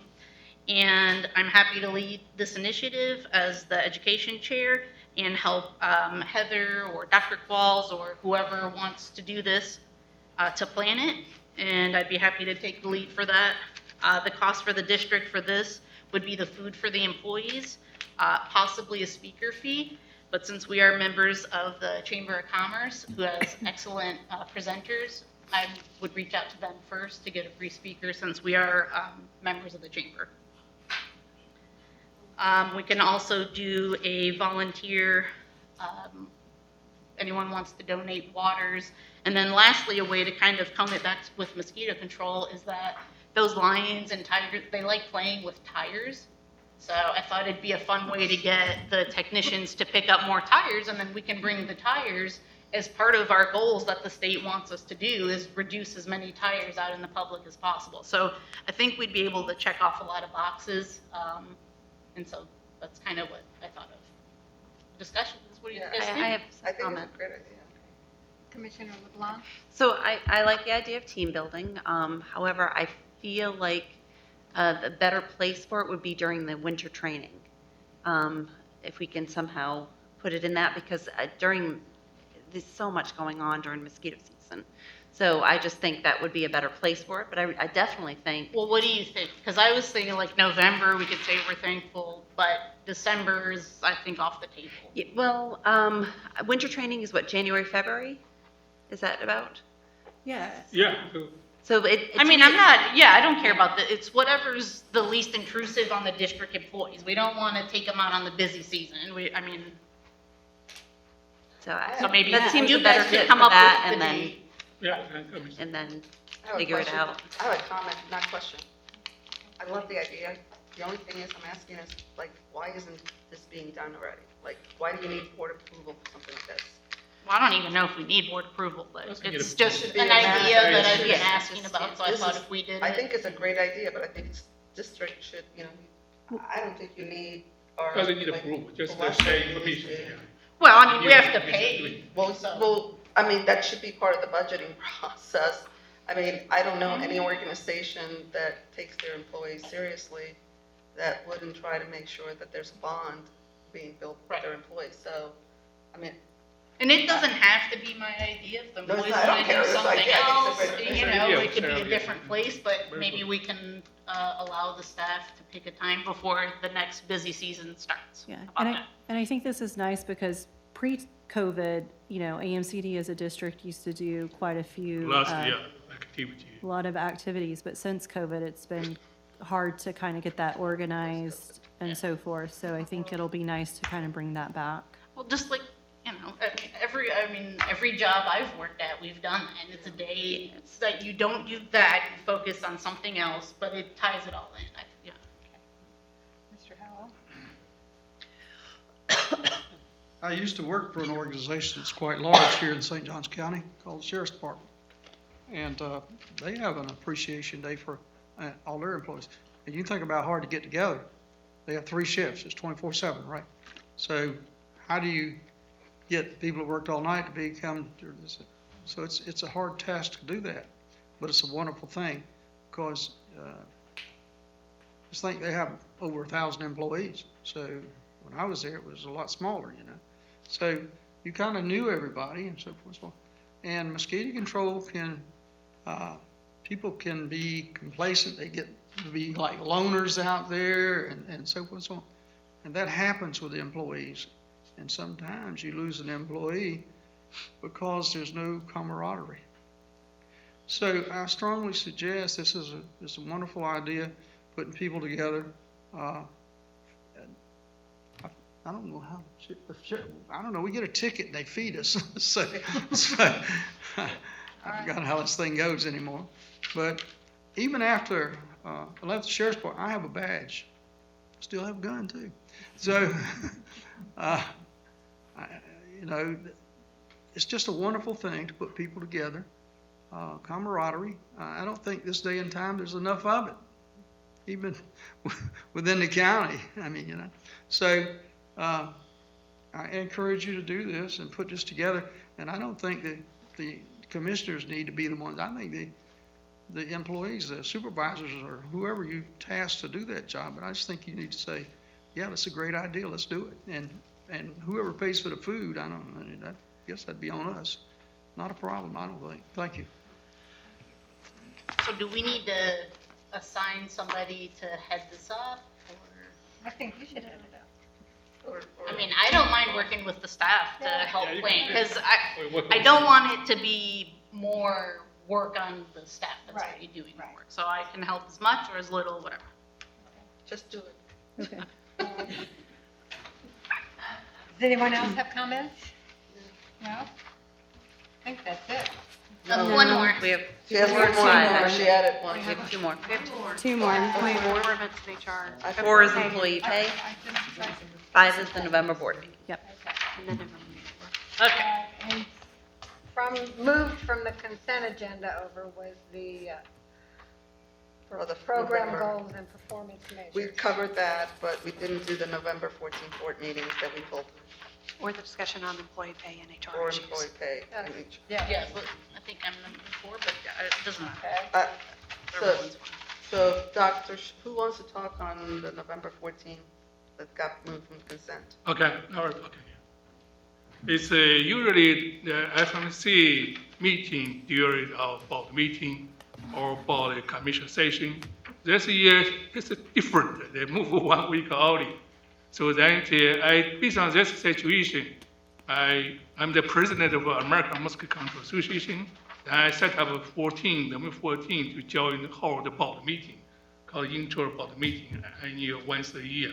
So that's will be no problem. And also, we have to start looking for a new lawyer and anything we have item here. It's I'm not here, Dr. Paul can handle this. Yeah, okay. Based on board, you work, you want to have the meeting, we can. So you're have the saying meeting. that we can go ahead, we should go ahead and have the meeting on November, yeah, and that's. Yeah, because you have item with looking for new lawyer, RFP. I don't think we'll be back short time. We have to advertise, give it a certain time, open, then collection, then give you. But will that be enough time for you all to make our books and all that stuff? If you're. Usually, that's the reason today's meeting, long meeting, many items here. We try to put many items here, many items in December. Then Okay. usually no meeting, they used to, but currently you can change it by any time. That's dependable, you need, yeah. So based on that, and that there's no commissioners day this year, no commissioners need to go to the meeting. So I think because of all the different situations that we've had bring up, that we should have the November meeting. I agree. In other times, I know it's the same time as the commissioners and it's election, but I think this year we should show up Yep. on November. So I'd like to make a motion for that. I second. All right, all in favor of having a November meeting? Yep. Okay. Yeah, I already not be here, already talking to Dr. Court, yeah, it's a major item about the RFP law research and Yeah. other stuff. I try to, A lot on our plate. yeah, divide it from a December move. All right. You're And next. then, number 4, employee pay? Okay, All right. I wrote this down so I don't get off topic. All right, so I hope that all commissioners have read their emails this week.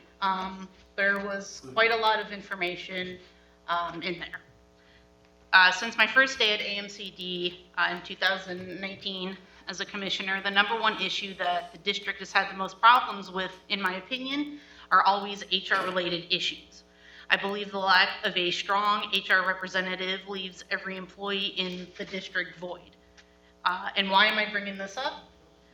Some of our employees got promoted in May, but have not received the financial compensation that the new role offers. We cannot have a practice of promoting employees and waiting until the beginning of the next fiscal year to implement it, and this must be stopped immediately.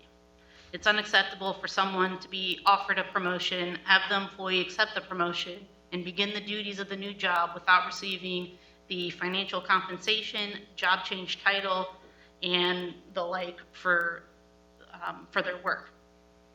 Getting promoted is done when an employee is performing at their best, so why should they be punished by not receiving the pay increase, or in some cases, taking the promotion, but then that leads to a pay decrease based off of our plan? This makes no sense. The policy states that we can only have 2 pay increases per employee per year. So the COLA is part of that because that's a pay increase. So if somebody got a raise and then got the COLA and then got a promotion, they don't get the money. Right. And that's not right. Well, we cannot fix what has previously happened. We can fix this now. And so I'm asking the director, Dr. Shu, to immediately back pay our new surveillance and SIT program manager, Dr. Stephen Pepper, who was internally promoted from molecular entomologist / biologist, and to also include the new operations manager, Ms. Dina, who was promoted from assistant operations manager. The pay increase for both of those when they were promoted was in May. So I would like both of those people to get the back pay for May. And then I'd also like to see if there's anybody else missing that needs that. Our employees deserve to be paid fair and adequately, and all county residents, I'm assured, would want that as well. At the same time, having a director or a CFO complete human resources responsibilities on top of their important jobs is not a reasonable solution. Anyone asked to take on this role needs specialized training to do it as well. It's not something that just anybody can do.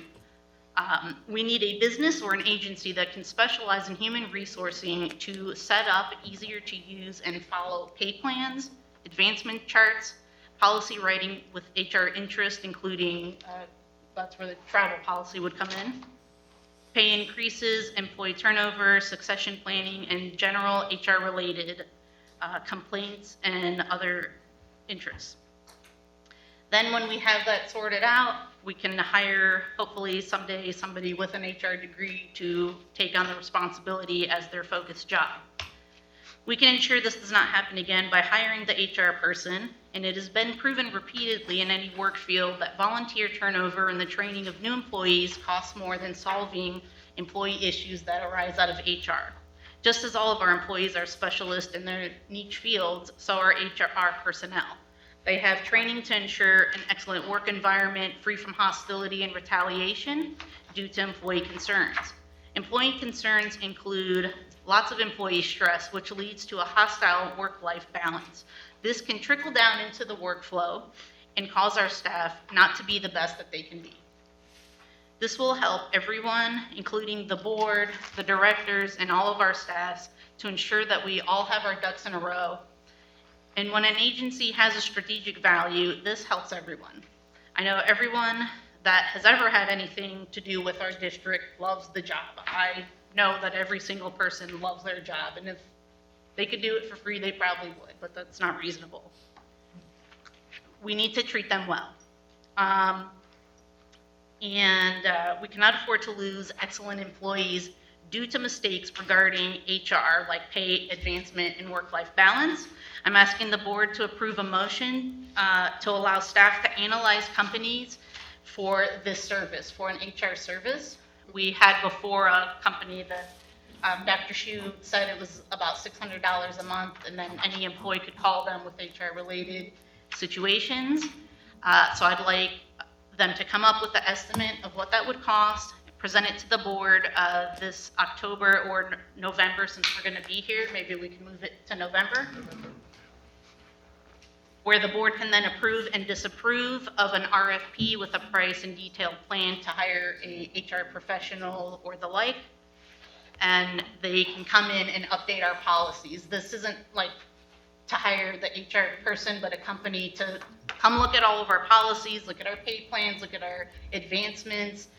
And the pay plan, once you're there for 5 years, you could be here for 20 years, but if you get a promotion, then it starts your pay over like your day one. And that's just not reasonable. HR issues come up every single meeting that we have, and so I think this is going to give us a great way to fix them and lead us into the next year. I think it'll be an excellent thing for all employees, and it will also remove the unneeded pressures on those dealing with these issues and ensure that no harassment or internal retaliation occurs.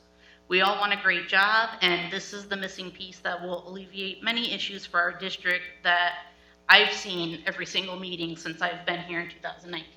Okay. Well, can I add? I'd like to hear from Dr. Qualls first. She has, She's like, no. She didn't. I think that Commissioner Becker brings up a very good point, and I think that Dr. Shu has already, we've discussed that we do need to bring a company in to look at our policies and our pay policies.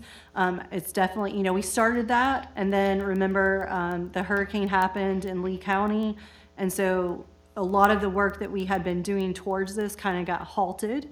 So I think it's time to revisit this, absolutely, and I think that that's a good direction for staff. I know that we have, Mr. Hanna, who's been really great at handling HR issues, but again, that's just another hat that he has to wear that I'm sure that he would gladly turn over if we were ever to move forward with having even like an HR on contract. So I think that this is a great pathway forward. Thank you. Commissioner Gleason. Okay, I just, first of all, totally agree with what you said. Secondly, the minute I got that email, I wrote an email to Rudy saying this has to be rectified ASAP. I got an email from Rudy telling me that he and Scott were going to rectify and do the back pay as well. So, but I didn't know about Dina, so I don't know about Dr. Dina was in Pepper. the email. So- Somehow I missed that part, so I apologize, but I said rectify it. Thirdly, in February, I requested, I said, excuse me, I'm talking, sir. I said we needed an HR function somehow, whether it contracted or not. We're sitting here in September and we are having these issues and they're not being resolved. We need to take this stuff seriously, and when the board asks for it, it needs to come to the board. A CFO of an organization nor the director of an organization should be your HR department. We also have a whistleblower policy that doesn't say necessarily who that person goes to. We issued a memo back in May telling employees they can't talk to the board. Well, I'm sorry, if there's no whistleblower policy that says who they're going to talk to, who are they going to talk to? This is host. We need to fix it for the betterment of the district and also to protect very talented staff that we have. That's all I have. Thank you. We have a motion? Oh.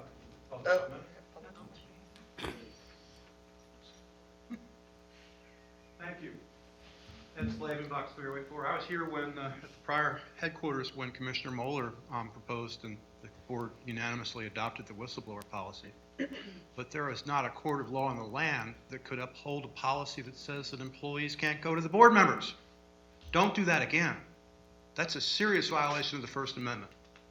Our founding fathers and successive generations of Americans fought and died for my right to speak at this podium and for your employees to speak to you. And if you have any kind of policy that says employees are discouraged from engaging in First Amendment protected activity, that needs to end, and that needs to end today. I appreciate Commissioner Becker's work on this, and I'm not so sure about hiring a company. I mean, I look forward to hearing the RFP proposal and everything else, but when we were here, I guess it was 2008, 2009, when Commissioner Moeller got that policy adopted, it was adopted unanimously, and she worked on that so hard. And to hear that employees were told in May that they can't talk to the board members, that's wrong. Don't do that again. I mean, seriously. We need to have, there's a case called NLRB versus Scrivener that talks about the need to have the lines of communications open. Supreme Court case. And I was helpful to Judge Litt when he got a whistleblower resolution adopted in the American Bar Association House of Delegates. I know this stuff and I can help you with your policy. Not a lawyer anymore, but I'd be happy and honored to help you make sure that your employee concerns program works, and that if an employee has a concern, they're heard and heeded, because we're dealing with helicopters, folks. We're dealing with, I'm sorry, ladies, did you want to say something? I'm sorry, did I interrupt your interruption? Don't do that. Anyway, we can have, again, the best whistleblower policy in St. Johns County, and that means making sure that every employee knows that they matter, that their concerns will be heard. We're dealing with pesticides, we're dealing with helicopters, we're dealing with public health. Let's do this right. Again, thank you. Thank you, Mr. Slavin. All right. And I'd just like to add for that, I brought it up because we're gonna start entering our slow season where the employees have time to do all this. Yeah, my suggestion is the motion authority staff start RFP looking for consulting, review job description, pay plan, we need to update that. Before with the accounting HR director help us, they totally after, before COVID knows everything. Right. Well, we want the HR people to People, yeah. update all those Include- plans, yes. not the employees. Or, Yeah. or the whole, yeah, review, need a motion. A time frame on, Like, when to get this stuff done. Come back in December. I'm sorry. Mr. Hannah. Just bring it to your attention, you probably noticed within the budget, there is 24,000 for HR consultant in page 7. Didn't know if anybody saw that or, okay, thanks. Thank you. Thank you. We're doing the job description, pay plan, pay rate, that's probably cost a little bit more. I knew India River did 3 years ago, cost $26,000. Some company in Tallahassee, Lee County doing something, Prescott County doing something, Citrus County doing. so Or could, Collier, we need to hire the one company, yeah, just the HR, to improve everything. is December a good time frame? Is that enough time? First, with we all need, of the we other got things? RFP, board need approval after RFP, what we should include. What's the job, then can think after publish it, bring it back, or approve. Well, I Check it now. think my motion included, Yes, at November meeting, I think you said November. In the meantime, we have public In the comment. meantime, Mr. that's Howell. okay. business. It's not a Let me problem. just I real can quick. wait. A business or agency specializing to set up easier to follow pay plan. Pay plan. Pay plans, thank you. Advancement charts, policy writing, Yeah. pay increases, employee turnover, succession planning, and general HR-related issues. So I'll email you that or something. Yeah. Is To include everyone job good? Yeah. Just To include job job descriptions as description well. review, I think what's she it- did. that's number one. Job description, I also want to add salary to that when that Yes, really. comes, because we have a pretty disparaging amount in our Yeah, salaries. benchmark, they need to do a But- benchmark of. Like a company that can come in here and look at all our stuff and redo it. Does, Yeah. sorry, Mr. Howell. That's not a problem. You know, it's difficult for commissioners to even talk to each other because of the sunshine law. We know that, okay? I just can't imagine coming out here and just say I was whatever figure and wanted to work, maybe ride in the truck, with an employee, see what they do, see how they spray, maybe ride in the helicopter. That's great. I love to do that.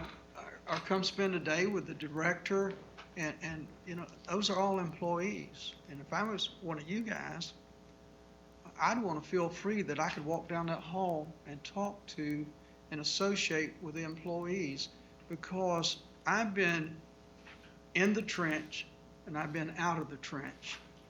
And where you get your best information, your best ideas are from the ones in the trench, okay? So I strongly suggest, I don't know who made up that rule or whatever, I'd throw that thing out the window. And there's no secret that and I may be in a position to work with the employees, and I want to feel free to walk down that road aisle out there. And if I want to go out to the SIT program and really actually see what's going on, hands-on, I want to do that. We had a county commissioner that did that one time. I remember in my lifetime. We had a governor that did that. He took on jobs. Congressman Rutherford comes every And I year think here. it's wonderful, because then how the person that's in the trench, how they feel, what's going on, that forms camaraderie, one thing. It also gets an employee to say, you know what, this guy's a pretty good guy, this young lady's a good guy, they're team players. That's what, we're all stakeholders here. So we become team players. So I just thought I'd throw that out there, and I think you guys got some great ideas, and I appreciate them. Thank you. Do I have a second? The second. Sorry, I forgot. All right. Second. All in favor? Wait, Do you want to repeat? Should we repeat?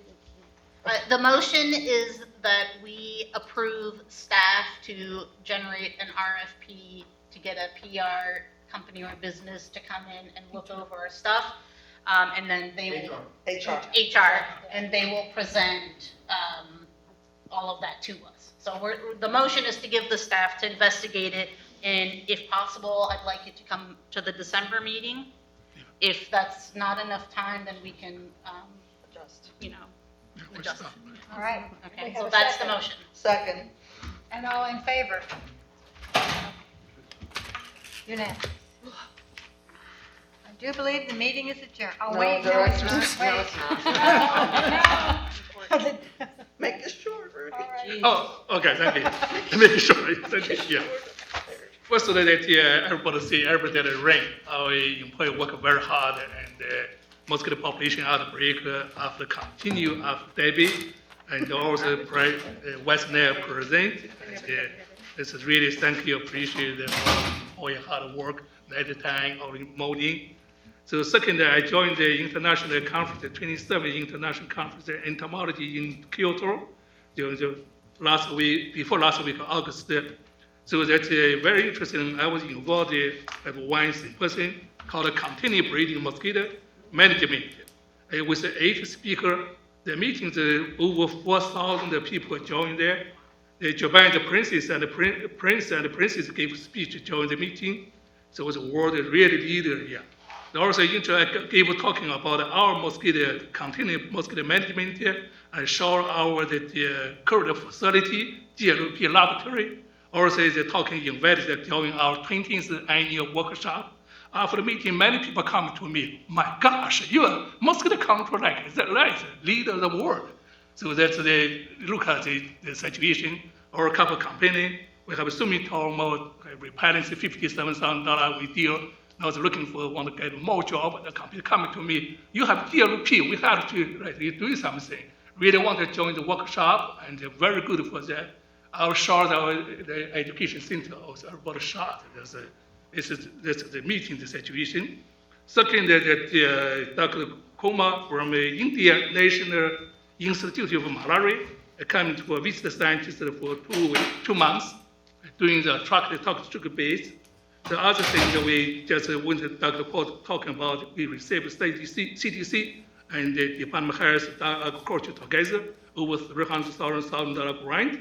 So this is a thank you, appreciate our board member going to DC lobby, help by AMCD, help by CDC campaign for CDC, the funding.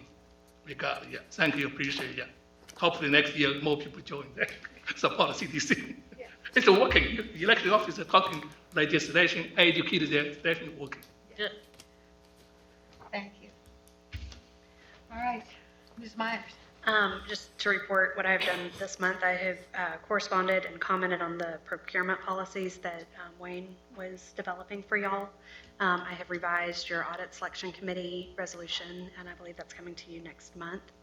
I have responded to the public records request I got earlier this week, and I have reviewed the FDAX memorandum and made some comments on their proposed revisions.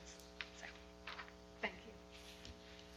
Commissioner comments, Ms. LeBlanc, I just want to thank the staff for all their hard work.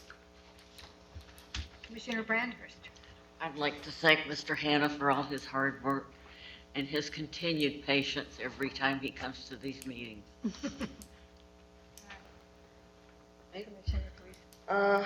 The Ponte Vedra Beach MSD meeting has been moved to December.